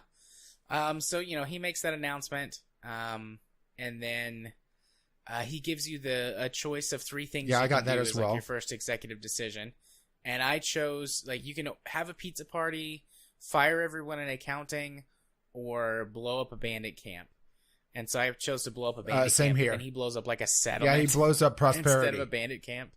Yeah. Same here. I went after the bandit camp because fuck bandits, because I wanted to try to fix things. Yeah. I almost picked Pizza Party, but then I was like, no, I said I wanted to fix things. It makes me wonder if you chose something else, he would still blow up the bandit camp. Or bandit. Bandit with air quotes. But so yeah, then you do that, and he talks to you some more, and then he was like, so he reveals the suit the robot suit. Yeah, the endoskeleton. You can like stuff in. Yeah, the endoskeleton. So you can stuff it inside corpses and. Well, no. The original plot of it, the arm was sticking out through the desk, and he was talking about how it was an immortality suit. But the flaw of it was that it kind of killed the person that it was being used on, because what was the scientist's name? The same one that he got Nakayama or Nakayama. Yeah, sure. The idea of the suit was that it goes inside the body, as an endo suit. Think Terminator. Only they don't grow flesh over it, so they just kind of shove it into a person, and it kind of kills them, which completely negates the idea of immortality. But then Jack comes up with the idea of using it on corpses and uploading a copy of his AI to that, so he has a Jack army. Yep. And then you're like, oh, that's maybe, like, my response was like, that's kind of a little weird, but sure, I guess it works. I was and he was like, yeah. I was saying, you're completely insane. Yeah, I was just like, I mean, that's weird, but it works. I mean, they're already, because Jack was like, yeah, we'll just use it on dead people. We won't kill anybody. We'll just use the people that are already dead. And there's lots of people that die on Pandora, right? And I was like, yeah, that's a little weird, but I guess it works. And then he's like, and you will be the first one. And I'm like, what? And he's like, yeah, I'll kill you, and then I'll put the endoskeleton in you and upload my AI. And you'll be my real physical number one body. You and me, Reese, we're going to be a team forever. And he's like, that'll kill me. I won't be much of a team if you kill me. And he's like, we'll work out the details later. And then Reese is like, no, I'm not going to let you do that, Jack. And then Jack like gets mad and he's like, that's kind of a dick move. I made you president of the company and all. And now you're just going to say, no, I can't kill you and put a skeleton in you and then upload my AI into your body. Not cool, Reese. Not cool. And then he like gives me another choice to change my mind. I wonder if you could do a game over. All of the answers were no. All of the answers were just various versions of no. And then he gets mad and he starts trying to kill you and sends everybody after you, and you go to escape. But you get trapped in the door for the jackhole. Yeah. And then the last piece of Gortys falls down the shaft to Fiona. And then it cuts over to her. And Gortys the entire time. Was she back on Pandora, or was she staying in the caravan? I think she stayed behind. Yeah, Gortys originally was going to stay behind, but then like she shows up at the prison level for some reason. They're like, "Why are you here?" And she was like, "Well, I just came to get the upgrade." She's like, "I'm just trying to help." I'm helping. And then, like, some people show up, and they're talking to Gortys, and you can, like, hear her down the hallway, like, I'm not supposed to tell you that. I'm not supposed to reveal their location, or whoever. And then she's, like, just being, like, sweet. Yeah. And it's like, well, maybe if they came over here and talked to you, then I could tell you about it. And then, like, Fiona sneaks up, like, to listen, and Gortys is like, oh, wait, never mind, there she is. And Fiona's like, ugh. Gortys, if you weren't so cute. And it's Yvette and some security guards. And they go to arrest you and lock you up. But I don't remember exactly what happens. But you get the opportunity to punch Yvette in the face. The thing was, at least for me, was that there was she was looking for Reese because I revealed myself by the stun baton, and she could hear over the disco party from the jackhole my voice, or Reese's voice, I should say. So she's looking around, and there's an opportunity to punch her, so I did. And Yvette's face would remember that. Yeah. Okay, it's the same sort of thing, but instead of like me being revealed to her, she was like, oh, after there was the announcement about Reese, I had to come find where he was, and look who I found. It's you guys here. But yeah, and then Jack at that point is like, I need Reese immediately. I know I just made him president, and he's a cool guy and all, so I need to give him a party. Yeah, and then shenanigans. He must have went to the bathroom or something and got lost. The executive bathroom is really big up here. There's like some jokes like that during the back. Yeah, and pretty much Jack is going absolutely nuts at this point, because for me, I refused him and was able to... I'm trying to remember how I escaped on this. Well, I don't recall. I think I got down to that Jack hole eventually, but everybody was already gone. Yeah. Because she propped open like, you get the there was a switch that you had to hold. That's why the group split up, but she jammed a broom under it. Yeah.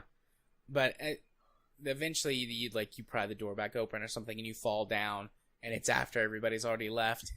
And as you're walking out, Yvette tries to convince you to let her out, to let her help you. And I left her in her cell to rot. Well, not so much rot as well, we'll see. I left her in her cell. So then you leave. Reese leaves, and he heads to the power core to shut down Helios. Because he wants to take out Jack. At least for me, Jack is obviously a threat. Take out the power core, see how long he can survive without power. Yep.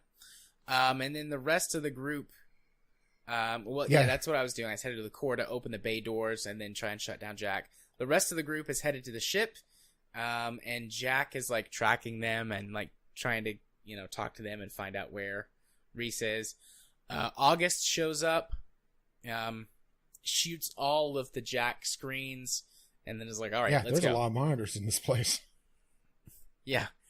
So you guys head to the hangar bay with, what's his face? I keep forgetting their names. Finch and Kroger. Yeah, Kroger has the little mustache. Yeah. And Finch gets Gortys into the caravan, and Kroger pulls a gun on everybody, and there's a shootout. You try and convince August to help you. Or at least I tried to convince August to help me, but he was he's like, no, let's... At first he was like, no, let's not do this, but then he wound up attacking me during the shootout, so I don't know if I convinced him or not, or what, but there's a shootout. Shot an oxygen tank or something. Yeah, very just cause. Yeah, and knocks him down, but Finch escapes the planet with Gortys. So everybody's trapped on, the soon-to-be falling space station. Because... Yeah, meanwhile, Reese gets the power core and just destroys it. He starts punching out the conduits with the stun baton, and then Jack closes the door and says, haha, you'd think it would be so funny. He just pushes the stun baton through the slots in the door. Through the slats, yeah. Winds up destroying the power core, which causes the Helios to lose its stable orbit, start plummeting towards the planet. Jack's yelling at you a lot. Chaos ensues. Everyone heads for the escape pods. Jack's taunting you the entire time. You think there's an escape pod for everybody on the station? Do you realize how expensive that would be? Yeah. Loaderbot puts Fiona in an escape pod and sends her says, on her way. I must go find my go save my human, because whenever Jack was originally going to vent the power core to just blow Reese out, but Reese was able to destroy the power core, which caused the doors to basically slam shut. But he's trapped in there, and he's calling to the Loaderbot to help him. Yep. I can't imagine how different that relationship might have played out if you go to trigger Loaderbot's self-destruct function in the first maybe Loaderbot episode. Eventually warms up to you, but as a bit more of a dick earlier. But Loaderbot absolutely loves me. But then again, I also made him very snazzy. Yeah, but Loaderbot saves Reese, eventually puts him in a damaged escape pod, but Loaderbot's able to seal the door. Well, there's a sequence where you're going through trying to find an escape pod, and there's one that's looked like it took a shot or something, and he calls it a death trap and runs past it, and he sees one off in the distance, and by this time Jack has figured out where he is, and a turret drops down right in front of him, in front of the escape pod, and he's trying to figure out how to stop it, and somebody else comes up and takes the escape pod. Yeah, he's like, we can share it together, and the other guy's like, fuck you, buddy. He gets in the escape pod and leaves. But yeah, Loaderbot also puts Reese in the escape pod and saves and Reese him. is saying, wait, what about you? You can't fit in this. Go. And shoves you in, sends you off, and Reese is banging on the door trying to get out. Yeah, and Kroger comes up and shoots Loaderbot. Rips off an arm. You think kills him. Yeah, you think Loaderbot's dead. You find out later that Loaderbot survived somehow, but at that point, you think he's dead. So your escape pods. This is the credit the opening sequence is everybody's going out, ships exploding, escape pods turning out being death pods. Yeah, lots of people wind up getting killed. As just everybody's exploding and Helios is crashing during this epic intro sequence. I do like that they have the music sequences not immediately at the beginning. I think episode 4 is a good chunk in, but this one's also fairly well into the episode. Yeah, I mean it's a good 15 or 20 minutes into the episode when the but it really sets it up a lot better, I think. Yeah, I think so too. But so yeah, you follow, both of, like, it cuts back and forth between Reese and Fiona as their pods head to the planet and crash, and each of them wind up in different places. Reese crashes pretty close to the part of Helios where Jack's office was, and he wanders into the office. Was there really a reason outside of nowhere else to go? I don't think so. I think he was just like walking where he could, looking for anything that could help him out, and it turned out that was where Jack's office was. And Jack, still like having some power left, is like talking to you. He was getting very sentimental. He was talking about how everybody's betrayed him. Talked about Angel because at this point he was able to access Helios's database and basically get up to speed on what happened. And found out Angel's dead, which was his daughter. Actually committed suicide. He was being very remorseful, and it was sucking it in to try to upload himself back up into your brain. Which he does do. He does. And then he takes over your cybernetics and tries to kill you with your own because cybernetics. He's at the point where he almost wants to die, really. So he figures, may as well take someone out with me. Hey, you're a good candidate for that. Yep. But then you rip your cybernetic arm off. You're able to essentially fall on a spike and damage the arm enough where it lets go. And then you have this, once again, a rather gross QTE where you're ripping your own cybernetic arm off. Yep, and then you rip your own cybernetic implant out, and then your cybernetic eye is the last thing. And Jack winds up begging you to not do it. Well, it's a very... that moment where he realizes Jack realizes just how far he's pushed you. He's gloating, saying, "Oh, maybe I'll just wait until you get old and gray and forget all about me. I'll be waiting there in the back of your mind, and I'll take over then." And that's when his hologram kind of flickers as you're taking this razor blade or something around the implant to pull it out. And he turns around and sees that you pulled out the implant and you're starting to go for your eye, whereas which is connected to, I don't know, the processor or something, to be able to get him out of his head completely. And he's begging at this point. And I think this was the one moment where Jack is actually genuine. Because he's talking about how he's seen the afterlife. And that nothing there. It's not like they say. But then again, he's also not really alive. It's kind of tough to say for an AI. Yeah. Did you choose to keep the eye or smash it?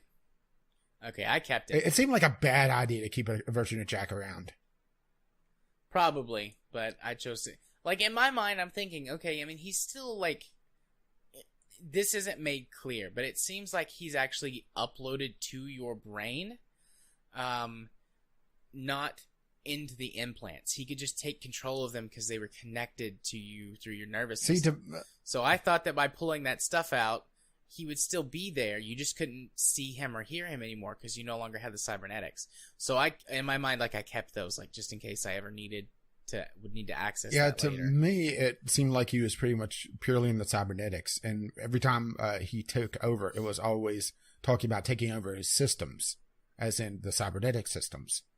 So it seemed that he would be in the implants. So getting rid of that, especially, that last chip, was killing Handsome Jack for good. So it looks like barely the majority agreed with me. 53.5%. Yeah. Or just wanted to kill track, which is always possible. Yeah. But then Reese collapses. Like after that, he passes out. And then we have the time skip. Yeah. And we catch back up to the future, or to the present, I should say. Future to Reese. Well, no, you still have Fiona. Oh, yeah, that's right. Sorry. So Fiona lands near this gigantic battle going on between Gortys, because she's got the last upgrade, and she turns into a giant robot. A giant cute robot. You and have the to Traveler. Say cute robot. A giant cute. She is pretty cute once you actually get the reveal of what she looks like. You don't get that in this scene, though, because it's all smoky and foggy and stuff. You get that later. But she's a giant robot fighting the Traveler, and you show up, and Valerie is trying to kill Gortys because they're like, we can't kill this monster, and in order to lock the monster back in the vault, we have to kill Gortys because she's holding the vault open. Like, that's what she's designed to do. It seemed like a kind of a dumb idea for him to summon the vault without being prepared. Yeah, and I didn't want to do it. Here. I didn't want to kill her, but it does force you to do it. Like, Gortys wants you to do it. But like leading up to that, there's a couple of like dodge the car, like see all of the people running away, scared of the Traveler. And then see all the bodies. Yeah, which one of them is Finch. Oh, Finch was dead for you? No. Finch was still alive. Oh, okay. I was gonna say, like, I got the option to shoot Finch and kill him, which I did. See, I let him bleed out. Yeah, I shot him in the face and killed him. Well, I figured, I'm not gonna get a choice of what element I shoot him with. May as well save the bullet at this point. Yeah. No, I just was like, screw you, Finch, and I shot him and killed him. 63% agreed with me, though.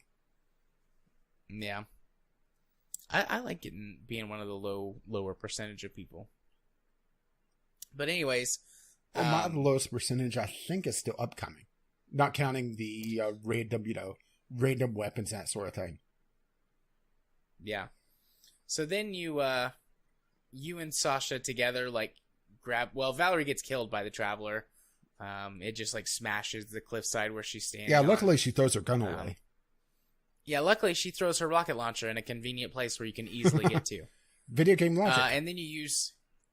Yeah, then you use that to shoot off the beacon off of Gortys.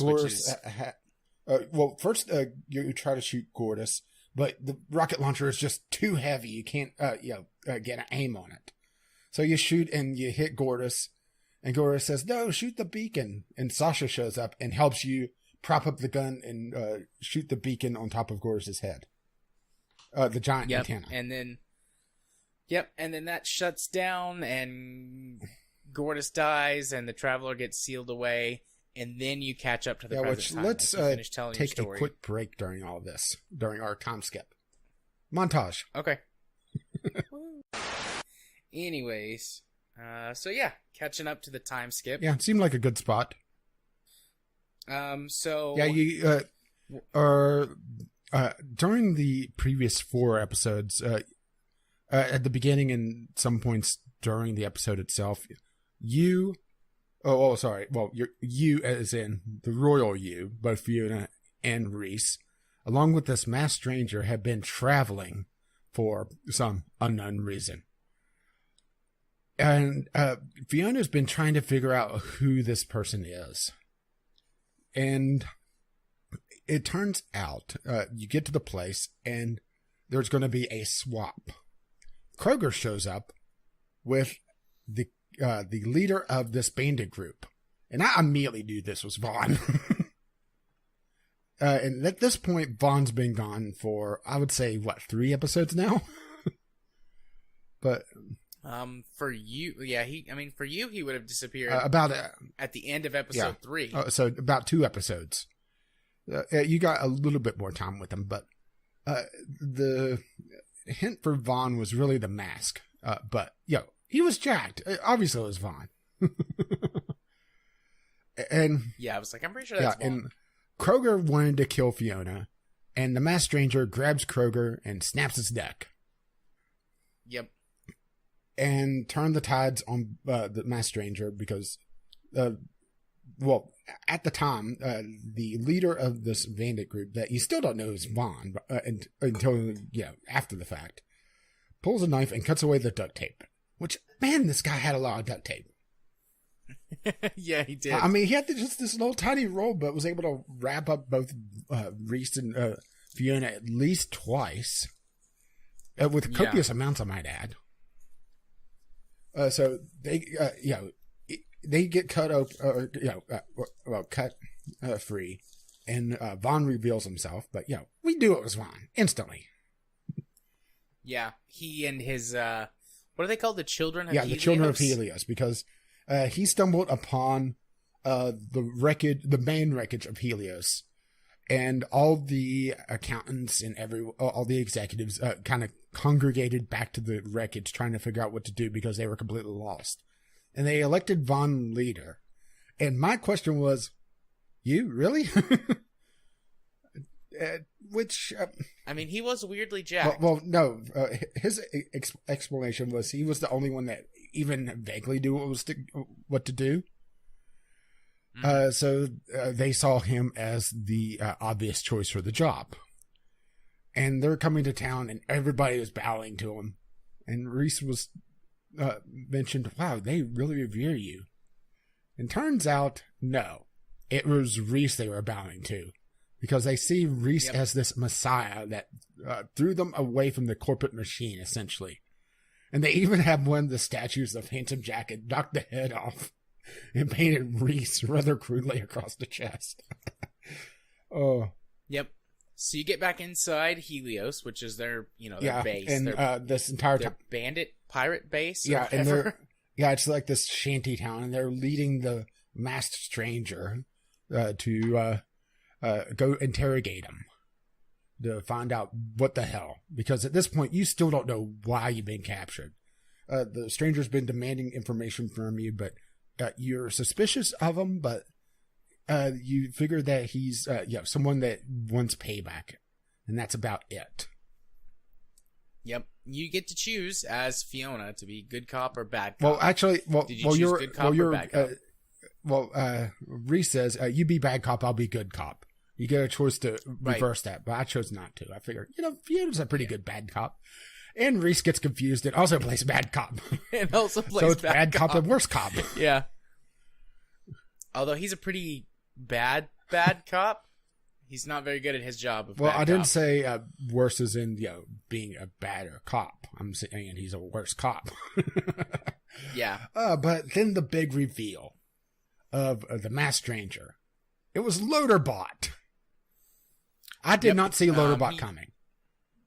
I didn't see that coming either. I thought Loaderbot was dead. I'm glad I'm not the only idiot, because the main reason why I kind of wrote off Loaderbot was the body.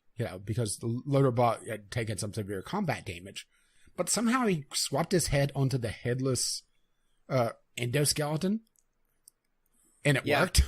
I did think it was weird that the endoskeleton didn't have a head. But not once did I think that, Loaderbot would put his eyeball on there. And I suppose, I don't know, if you're paying really good attention or if you just get a lucky guess or whatever, you might can figure it out. But yeah, I didn't. I mean, I figured... I did agree with the character's assumption that the masked stranger had to be somebody that they knew. But they're like, we've ran into so many people. We've pissed off so many people. Someone they knew and someone that they pissed off. So I wrote off, the main four and all the bots. Because Gortys was dead. I didn't have Dumpy. I figured Loaderbot was dead. That's why I wrote him off. Because Loaderbot had this gruesome death scene. Or death scene. So, I wrote him off. So, but it turns out that Loaderbot survived. Not only did he survive being shot up by Kroger, but he survived the ship crash landing somehow. Loaderbot is badass. He witnessed Fiona and Sasha kill Gortys. And then he went to where Reese was and recovered the endoskeleton and attached himself to it. Yeah, all this went on. Has been him. Yeah, this whole journey has been him testing you to see what story you'd tell and Yeah. what your intentions were, and did you betray them at the end? Yeah, or he what? was rather upset that his girlfriend got shot. Yeah. Because there's a definite understandable. relationship between him and Gortys. Gortys doesn't seem to really be getting it yet, but I think I view it more as like a father-daughter relationship. I wasn't sure, you know? There was some sort of relationship. I think you could see it either way. There's some sort of relationship there, and it could definitely go either way. But I think it really depends on how Gortys matures. Because Gortys hadn't been activated for that long. Yeah. So, anyways, Loaderbot reveals to you all of these things, and that he believes that you didn't actually betray Gortys. You did what you had to stop the Traveler. And he reveals to you that he's been putting together this plan all along, or, this whole time to be able to defeat the Traveler. Bring Gortys back and defeat the Traveler so that she could live a happy life. So he has put together this, or he's putting together this team, and the team is based on all of your choices that you've made throughout the game. Yeah, you get to choose 3 people to add to the team. Yeah, we have some very different teams, obviously. Apparently, okay, my team, I got August because I didn't show that he was. I didn't blame him initially for the initial deal fucking up, and I also supported him when I could.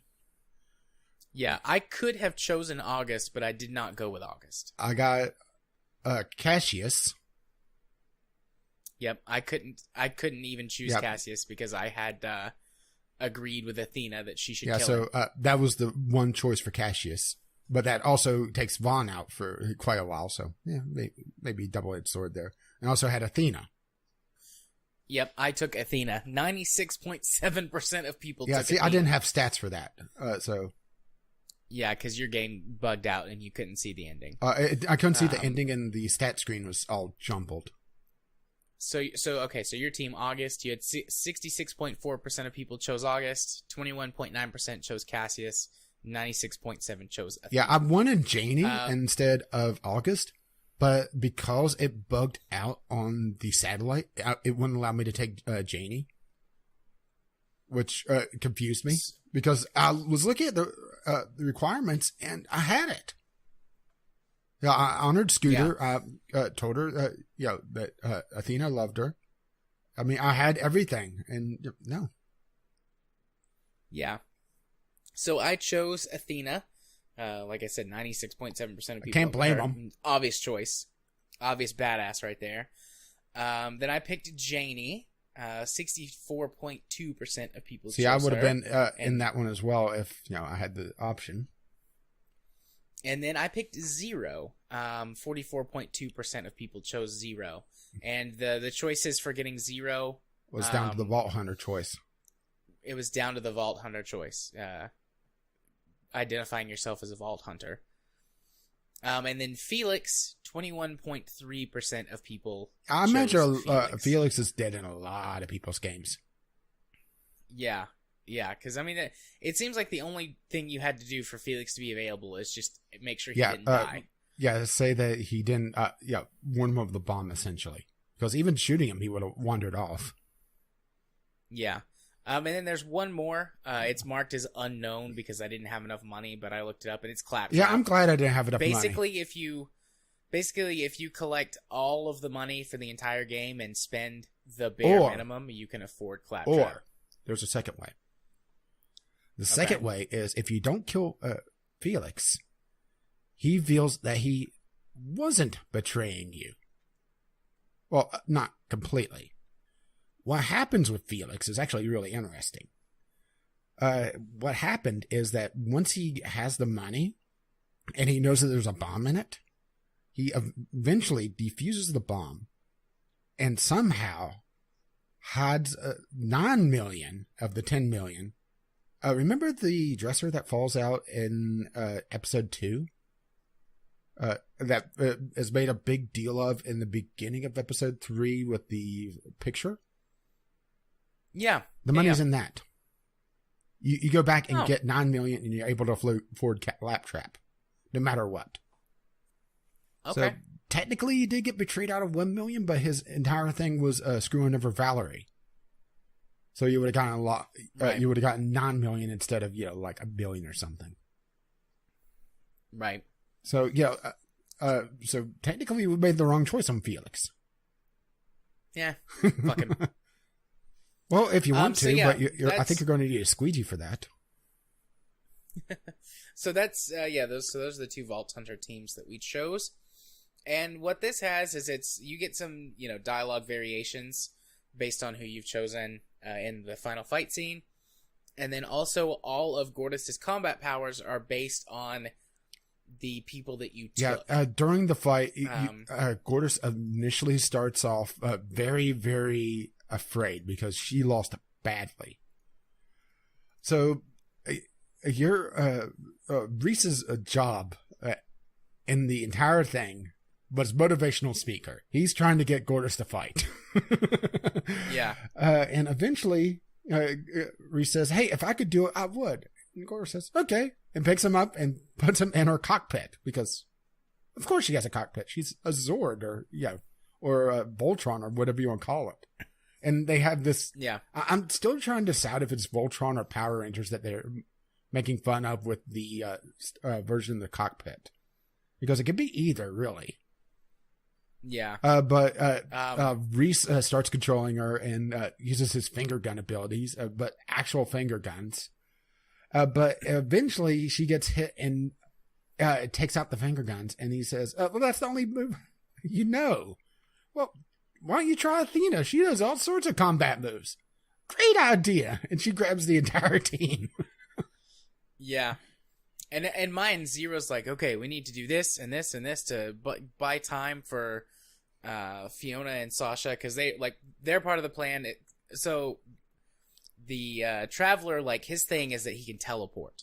So they can't actually hit him with any powerful enough weapons to take him down because he can teleport away from them.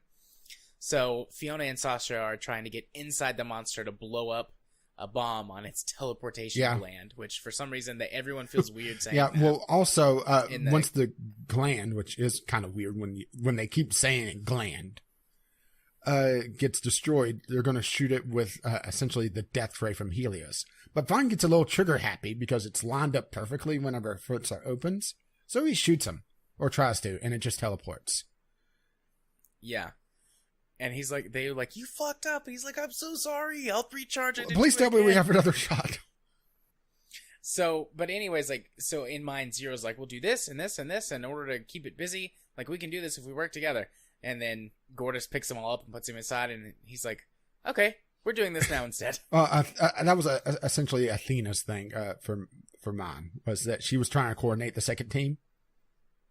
Yeah. But the different QTE segments are based on the various team members. For example, Cassius actually tries to launch this giant Hadouken. Interesting. Yeah. Okay. It was a very convoluted QTE. He actually failed that one, and he says, "Well, it was just a theoretical move anyway," and then starts launching fireballs and stuff. Athena, basically, Gortys gets the shield to use in combat. With Janie, her thing was she built the rocket, so Athena sprouts rocket boots and boosters on her back and is flying around and doing all these crazy flying rocket kicks and stuff like that. August, he basically starts punching a lot, boxer style, sort of a brawler. Yeah. Zero does whenever Zero takes control, he just Gortys just sits down cross-legged, and they're like, "What are you doing? What are you doing?" And then he does that teleport thing where he teleports or phantoms away, and Reese has a man crush on Zero, and he's like, "Oh my god, he did the thing! He did the invisible teleport thing! Did you all see that?" And everyone else looks at him like, "You're an idiot." And Zero does ninja fighting, and it feels honestly like you're playing a fighter, a rhythm game. A rhythm game with Zero, almost DDR or something, except with a control pad. Does Gortys pull out a sword? Yeah, at the very end. At the end. Yeah. Okay, I didn't know if that was specific to Zero. No, that's or always if it's just the thing. She pulls out the Buster Sword essentially, which makes me wonder why the fuck did she do that at the very first? Yeah, why didn't she start with that? I wonder if that's a play on Pacific Rim. I don't know when this came out versus when Pacific Rim came out, but like that's a thing in Pacific Rim. Like they get 3/4 of the way through the movie, and it's like all of a sudden you have this giant fucking sword now that can eviscerate these kaiju. Why didn't you do that from the beginning? Well, it wasn't just cool. But yeah, okay. I didn't know if the sword was tied directly to Zero, like my team composition, or if that was an always thing. That's an always thing. I didn't have time to check it. Okay. But eventually, during this entire QTE sequence, which goes on, actually, I feel like far too long, they are able to wrestle the Traveler into the position to be able to use the caravan to jump into this energy vortex where the Traveler is going to show up to teleport inside. And of course, inside the alien is more aliens. So they have to fight their way to the teleportation gland. And every time the Traveler jumps, the gravity kind of switches off for a moment. And they come up to the bottom of this giant open shaft where the gland is at the very top. And there's this sequence where they wait for the teleport to go off again and essentially just kind of jump 0G up, going through the different places of cover, and with Sasha basically hiding behind this giant rock as she rockets up towards the gland to strap the explosives on. Yep. There is an option here for different routes, but it didn't seem like there was any major difference outside of just visuals. Yeah, it's like a sequence of 3 different actions as you and Sasha get up to the top to place the explosives. And then you go to escape, but as you escape, you realize your plan's not going to work because there's too much interference. Somebody has to go back and manually detonate the bomb. Sasha nominates herself and jumps out of the caravan as it rockets away because they've already hit the boosters. And the boosters are solid rocket boosters. Once they're on, you can't turn them off until they exhaust. Yep. And as Fiona escapes out the mouth, thankfully it's the mouth. Granted, with Borderlands, that could have been a coin flip. Sasha detonates the explosive, destroying the gland, and then they shoot and the Traveler at this point is banging on Helios, trying to destroy the laser because it realized that Gortys is what's keeping the Traveler out of the vault. So the Traveler's been trying to ignore Gortys as much as possible, even though I'm not sure how long that could have worked in the long run, honestly. But they shoot it with Helios, which like cuts a giant hole in its chest, and then Gortys pulls out the sword and goes slicey dicey and eviscerates it. The giant monster explodes into a shower of loot. It's a loot pinata. Everyone's looking for Sasha, and they find her. They find her essentially at the gland. Yep, and she's dying. They can't move her. She's got some like massive and some sort of internal organ damage or something. They try to move her. Move her spine around. And they can't. So she's like all sentimental with everyone. Reese is crying like, I saw in a movie once that magic tears could heal. Like tears have magic that could heal people, and I really think that's a thing. And they make fun of him. Can't blame him for trying at least. Yeah, but she's about to die. And she asks for the gift that Felix gave him. Gave her. She wants to know. Supposedly there's an option to eventually to get rid of the gift or to lose it somehow. So you can have Sasha die.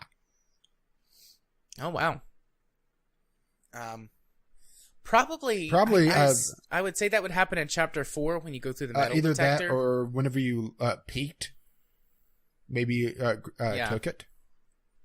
Yeah, but it's a watch. And it says on the back, time heals all wounds. And she's like, of course, leave it to him. Make a joke. Make a joke. But then it turns out the watch has... a healing shield of some sort. A healing... Yeah. Which heals her and then drops her. Like, it heals her and lifts her in the air and then drops her and it breaks her arm. And she's like, why the fuck would he make a thing that would heal me and then drop me and hurt me again? And everyone's like, we don't care. We're just glad you're alive. Yeah, they go through this whole Disney death thing as well, where she takes this deep breath and then slowly lets it out, and everybody thinks she's dead. No, I'm not dead yet. It's just deep breathing hurts less. Yeah. I'm wondering if that joke, a joke like that's made in Deadpool 2. Not sure. I'm wondering if they didn't borrow some of that from here, because it would be like Ryan Reynolds to do that. Like, I feel like Ryan Reynolds probably has played. Yeah, I really need to see Deadpool 2. But it feels like that would have been the sequence break of where they would have had the death. Assuming what I read is true, of course. But it wouldn't shock me. It's at the very end of the game, and especially with the ending. They could have wrote her out anyway. Anyway, you have the ending scene, and around here is where I crashed once they actually enter the vault. But Reese is talking to Fiona, and then darts off, and Fiona chases after him, and they're running towards the open vault to get all the goodies inside. Never mind all the guns outside. You right? Yeah, everyone else is going through all the loot that the Traveler dropped. And then Reese is like, he takes off, but they have a conversation. Yeah, on the way over. Fiona's talking about how Sasha actually likes him, which I call him kind of bullshit on that one. At least in my game, I didn't do enough of the things to trigger her to hug Reese over Vaughn. Yeah. So maybe it's kind of sort of a love triangle there. Yeah, well, I felt kind of weird about that whole thing, because she never showed any affection towards Vaughn at all during my playthrough. There was a little bit when they were on the catwalk, kind of flirting back and forth a little bit. But between Vaughn Sasha, and okay, yeah, that was not in my game, but she still goes over and hugs Vaughn, but it's just like a friend hug, not like a. Well, she also thought he was dead, so maybe it could be that as well. Yeah, but there was one choice that I didn't have where I didn't go Sasha's way, so maybe that's what triggered it. Because I do think that Reese can be hugged.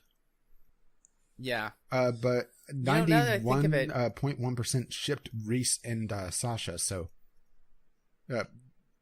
there's enough there, I guess, to have some sort of attraction. I don't know, but here's my smallest percentage is I had Reese say he wasn't sure about Sasha, and that's 16.2%.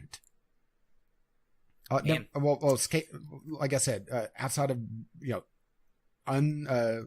certain choices like Space Cowboy for scooters, less, but that's a 4-way choice that doesn't seem to be as important to me. But for me, it seemed like Reese wouldn't be sure about Sasha, and that seemed to be the unpopular choice. Yeah, I was very, very sure of Sasha. But yeah, no, she hugged Vaughn, but then afterwards, I go over to talk to her, and she's very clearly flirting back with me, and then Fiona walks up to me and she's like, "What the hell is that about? What's going on between the two of you?" And it does make me think that Fiona's a little jealous as well. Yeah. Yeah, I wondered if the two of them were going to have any sort of love connection. Yeah, for me, I was expecting. But it doesn't. For me, I was expecting Vaughn and Sasha and Reese and Fiona, because it seemed like those two were working out better. Vaughn and Sasha. Yeah, no, I didn't have any sort of connection between Vaughn and Sasha in my game. I thought the hug was purely platonic. Oh my god, I thought you were dead. You're still alive. And Reese does go to hug her, and it's I think it's Loaderbot's we all saw that. But then afterwards, she's flirting with me. Yeah, see, I didn't talk to Sasha immediately afterwards, so I wanted to progress. And I figured, Reese has been hurt enough today. Or at least this minute. Yeah. Right afterwards, I talked to her, and I had a scene where there was a scene where we flirted with each other, and Fiona's like, "What the hell are you two doing?" And it's what is it? What do you think? What do you think we're doing? What does it look like we're doing? And Sasha just gives her an eye, come on. Yeah, well, I still you know left what's going the on here. opportunity open because I said Reese wasn't sure, and he wanted to see where it went. That was his response, which I think is probably the more mature response for him. Yeah. I was totally like, no, I've got a crush on her. I've been crushing on her this whole time. And then Fiona, like, I assumed that this was just an option you can have, or maybe not, I don't know. But one of the dialogue option that I had was Fiona said, she likes you back too. Yeah, I did say that. So maybe that was the 91% out now. Or no, for me it was actually backwards. Fiona was talking about Sasha first, and never gave me the stink eye. At least in that sequence, there was a portion during the musical intro of episode 4 where Reese and Sasha were making eyes at one another, and Fiona comes up and is looking at me, and then Scooter. Yeah, and then Scooter, and she's like, oh, and she like backs away. Yeah, that was pretty funny. But so anyways, Reese and Fiona, they have that conversation. They go in the vault, and they're having another conversation that's basically summing up the whole game, and you have an opportunity to sort of narratively steer the characters in the way you want to go. And I had Fiona sort of lean into I'm a vault hunter. I'm good at this. This is I what did that wanna as do, well. with Reese agreeing with her. With Reese and then wanting Reese, to steer Atlas to help people more than being warlords. Yeah, and I did the same thing for Reese as well. Then they walk up together, and their conversation mirrors the one from the end of chapter 1. Whenever they open the last thing that had the core of Gortys, which Gortys, we didn't mention that Gortys becomes small and cute again. She's able to shrink down into her, I guess technically second form if you don't count the core. So she's the little claptrap version again. And she comes over and she thanks you guys for freeing her. And I pointed out, like, it was actually Loaderbot who put this whole thing together, and we helped, but he was definitely the one in charge. And she's like, oh, okay. And then she goes and she talks to him, and they like sort of walk off together. And I think it's Fiona. They're so cute. They are just so cute. That's why I'm not sure of their relationship. If it's a parental relationship or a romantic one, particularly with how they've been acting at the end. Yeah. But anyway, so Fiona and Reese mirror their conversation and actions from the end of the first chapter. They open the giant treasure chest. And it starts to do this weird glow and unfolding, and then they disappear. Yeah, the screen sort of flashes and they're gone. And then cut to credits. And that's the end of Tales from the Borderlands. Yeah, complete cliffhanger.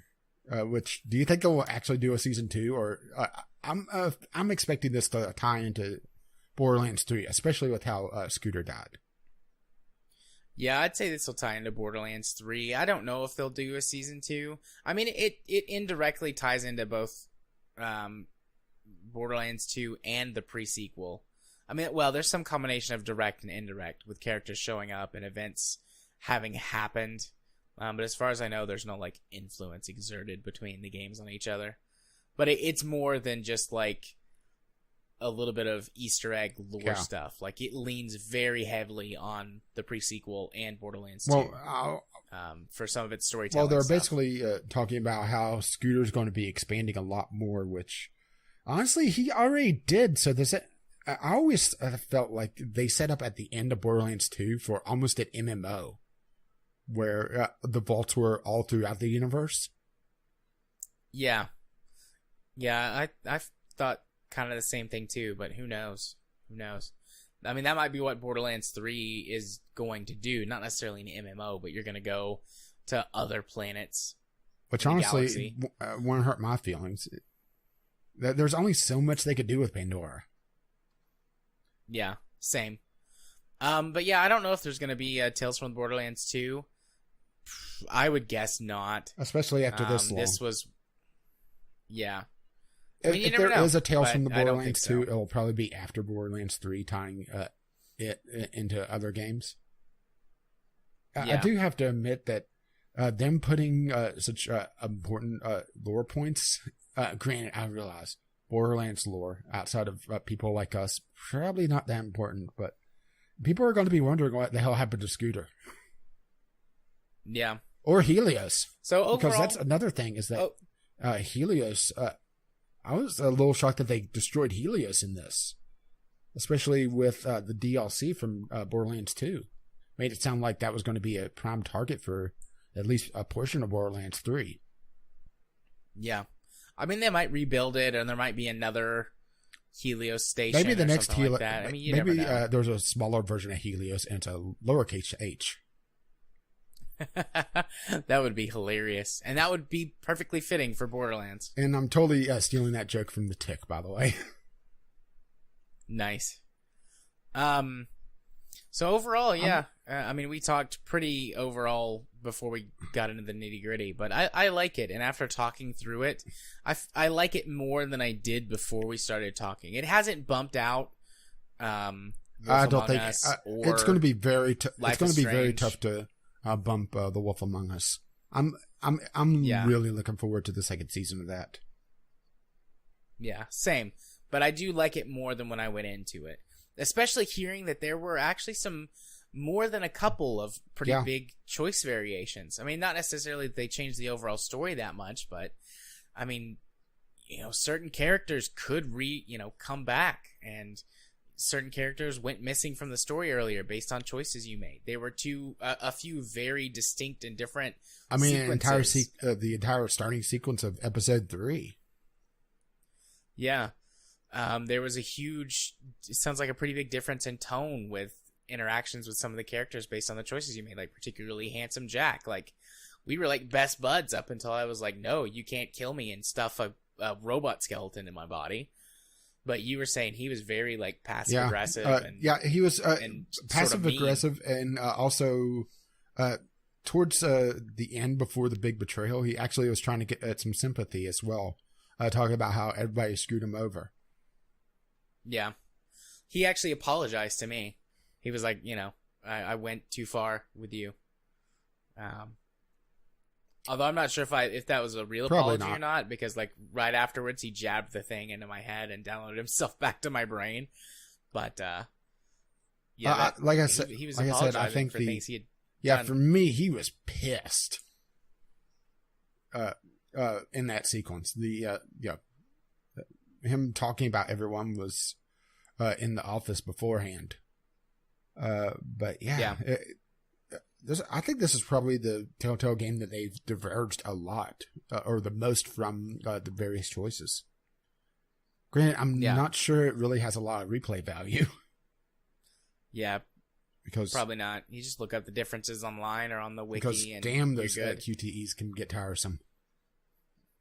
Yeah. So, recommend? Yes, but don't get the Twitch version.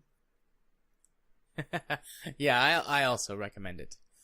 So, with that huge game club out of the way, our next game club this is going to be fun. For the month of July is going to be Fallout New Vegas. The actually fun one.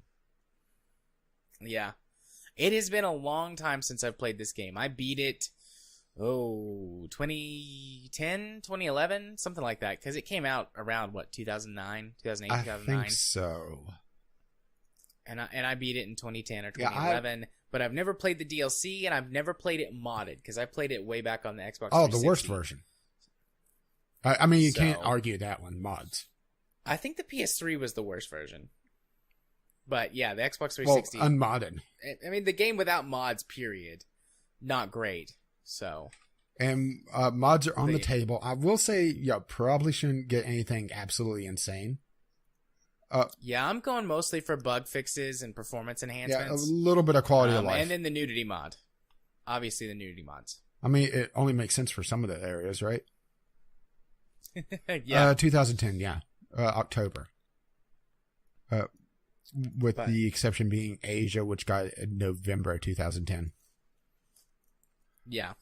So, It's been a long time since I played this game. Yeah, and this is going to be a big one to try to get through because we want to get the DLC as well. And let's take the DLC in order just in case we don't get through it all.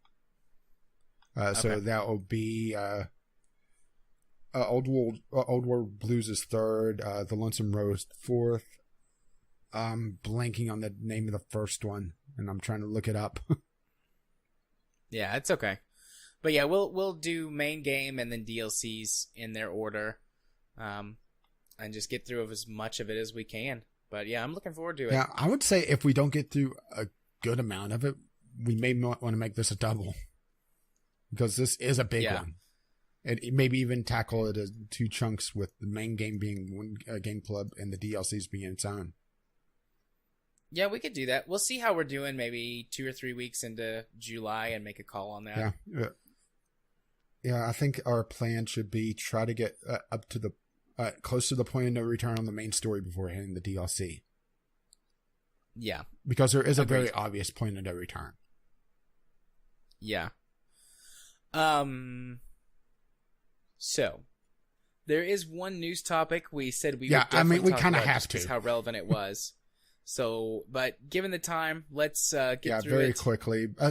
Relatively essentially, swiftly. Telltale is finally dumping their in-house game engine and going to Unity. Which, hell, it's about time. I mean, Tales from the Borderlands already showed it was ancient and not working very well. Yeah, and that was. I mean, that's not even talking Tales from about Borderlands came the out. issues I was having with crashes and some of the choices not registering properly. You saw the animation bugs. Yeah, there's lots of buggy animations, and it's not good. Anything that involves more than just standing still or walking around in any of slowly walking around in any. I'm of not their even games sure slowly walking around, because there was a couple times where you could obviously tell the end of one animation to the next because there was a quick hiccup. Yeah. Yeah, I could see that, particularly with the Skags when they ran. The Skags... it looked like a poorly looping GIF. Yeah, the Skags were really bad about it. Fiona had a couple really bad ones whenever she was an NPC. And she would start moving, and there would be I wish I was recording it so I could go frame by frame, but with how the game was running already, I didn't want to risk it. I swear there was a couple times where she snapped to the standard pose, the test pose with arms out for like a frame, and then went to the next animation. Yeah. I'm pretty sure she did that at least 3 or 4 times. I didn't remember seeing anything like that, but I mean, these games Buggy are as hell. Horribly messy in that respect. So, it could have been one of those things where that you just happen to get the right trigger for it. Yeah, and Unity is, I think, probably a really good choice for this, because Unity is essentially game developer Velcro. No matter what you throw at it, it can stick. It's a very versatile engine. The downside of this is that Unity's gotten a very bad rap because it's also the engine that a lot of, what would be the politically correct term for this? Oh yeah, shitty developers use. There's whenever I'm testing a game for the Sunday Sampler, there's this litmus test I use. If I see an unaltered Unity launcher, that's pretty much strike one for me. I mean, it's not always, but it's a tell, Yeah, usually not a good sign. And I've seen the Unity launcher a lot of times going through the various games I do for the Sunday Sampler. More so than you'd probably expect. Oh no, I've seen it plenty of times too, and I'm not even doing what you're doing. It's like, hello Unity launcher, my old friend. Oh, it's time to go into darkness again. So I could definitely see Unity working for this. It really comes down to, well, boy, this is going to sound very backhanded compliment, but Telltale actually giving a shit to develop well enough. Which Telltale has kind of been shipping things out as quickly as possible and making things rather hapdash. So I I think the first time they go to Unity for one of these games, it's going to be very, very, very rough. And you also have a problem with Unity not always being the most compatible with some of the consoles. So it's going to be a definite wait and see, of course. I do think it's going to work out well on PC. It's the consoles, I think it's going to be a problem. Yeah, I agree on that. Definitely on PC, better. I'm not 100% sure on consoles. I mean, there are a lot more games using Unity now, but, you know, I don't know enough about the process or anything I'm not be able to make any real judgment calls. I mean, on I'm not that, pretending to be a programmer at any stretch of the imagination, but I do know enough that Unity is very versatile, but it requires a lot more effort than probably their in-house engine does. But once they set up everything, Telltale loves to reuse things. So. Yeah. So yeah. Hey, we killed the in-house engine! Hooray! We did it, or they did it. They did the thing. Did you see that? They did the thing. Indeed, they did do the thing. Alrighty. Well, given how long we've been going, what time it is, and the fact that I have to be up. Yeah. All right. So part of the episode where you go first. Indeed. If you want to see my stuff on the YouTubes, you can do so by searching for Gaming Psychologist on YouTube. Can see the podcast, whatever I've decided to try and work on at the time, and as soon as we get it put up, you will be able to see our Spin Tires series, which we started last week. Couldn't record this week because podcast first. Particularly me had to. Yeah, podcast first. So we had. I was actually done in time, get ready so for I Gameclub. was getting some more testing done on various things. Yeah, but I had to finish Tales from the Borderlands. But hopefully, by the time you hear this, it'll be sooner to going up. Well, that is how time works. If they listen to this a lot later, it is sooner. That's true. And if you want to follow me on Twitter, where you can see me tweet about all sorts of things, you can do so by following me at JMA4707. If you want to see me occasionally, very rarely now, stream things on Twitch, or use things using the Twitch Premiere system, which I use a lot more frequently to run live shows of the podcast and interact with the community, you can do so by going to twitch.tv/jarthur4707. And if you want to be my friend on Steam, where I accept all friend requests from the lovely people in our podcast community, you can send me a friend request. My username is jarthur4707. And if you wish to let them know exactly what episode of the podcast you're coming from, the password for this week is Kiddo. Nice. Well done. What about you, buddy? And that would be Kiddo. For me, I'm still in kind of a low power standby mode. I got RimWorld. I'm going to record some more of that this week. I just got my last episode that I had pre-recorded. Things are pretty stable there, which means things are about to go to hell once again. Had a death for the first time in ages, actually. Your uncle died and ends up, taking a direct mortar shell. Not good for one's health. Who knew, right? And here I thought you needed a lot of iron in your diet. Maybe that's too much. Maybe it's too much of the explodey type. I mean, he was pretty much just a red smear.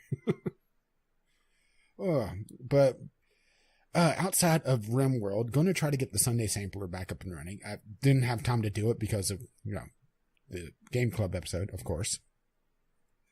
And the other thing, I'm still working on that. I'm happy to do some more testing on that. I pretty much know what I want to do, but I was starting to get a little motion sick because, low field of view and, mouse smoothing. So I'm going to be trying that again in the next day or so, and I think I may have fixed everything, but it's taken me about half a dozen different Steam launch commands to get this thing to work where it's not making me sick and actually plays halfway decently. I mean, frame rate wise, it's fine most of the time outside of loading, but it's stream loading, so that's how that goes. But why the fuck does people leave on for one motion blur, narrow field of view, and Just mouse acceleration out the wazoo. All right, consoles. Outside of that, Spin Tire should be starting up in the next couple weeks. Well, it really depends on how we record on the 2nd, really. And that's pretty much all of that. If you wish to see all of that, you can find me over at Gaming with Caffeine Rage on the YouTubes. See me tweet somewhat regularly on the Twitter, Gaming with CR. Latest tweet was me talking about how cringy it is. Racing games uses progression as your social media followers. Because that seems to be a thing now. Actually, it's been a thing for a while, but it was a thing and something I tried out for this week, which I'll talk about next week. Oh, and, well, speaking of next week, well, we need to get there. And to get there, we need to get through the outro. You can email us, vglpodcast@gmail.com, with your letters, voicemails, gaming-related topics, or just tweet them, VGL Podcast, on the Twitters. Your lovely, lovely donations help support us. Patreon.com/VGL Podcast is where you can do so. And it has helped pay for our Podbean account, VGLpodcast.podbean.com. And we're also on iTunes, Google Play, Stitcher, wherever Jared shoved us. Hopefully it's not out of the traveler's butt. But that site also has our RSS feed if you're watching this on YouTube or Twitch. And also our show notes, which should be fairly short this week. Unlike our podcast. I could hear Jared falling asleep, by the way. So I better say the intro and outro music is On the Ground by Kevin McLeod. You can find his work at incompetech.com. Wake up. And as always, as this lovely music starts to roll across my voice. Bye-bye. Come on, wake up. And we'll see you next time. Bye-bye.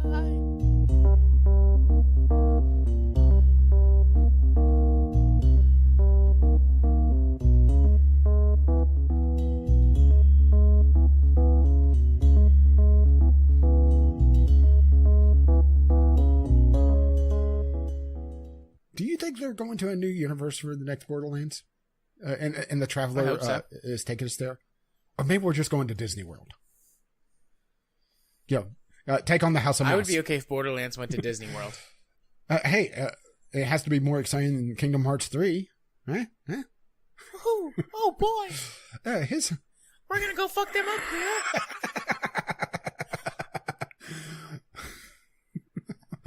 That got a bigger laugh than it should have. Oh.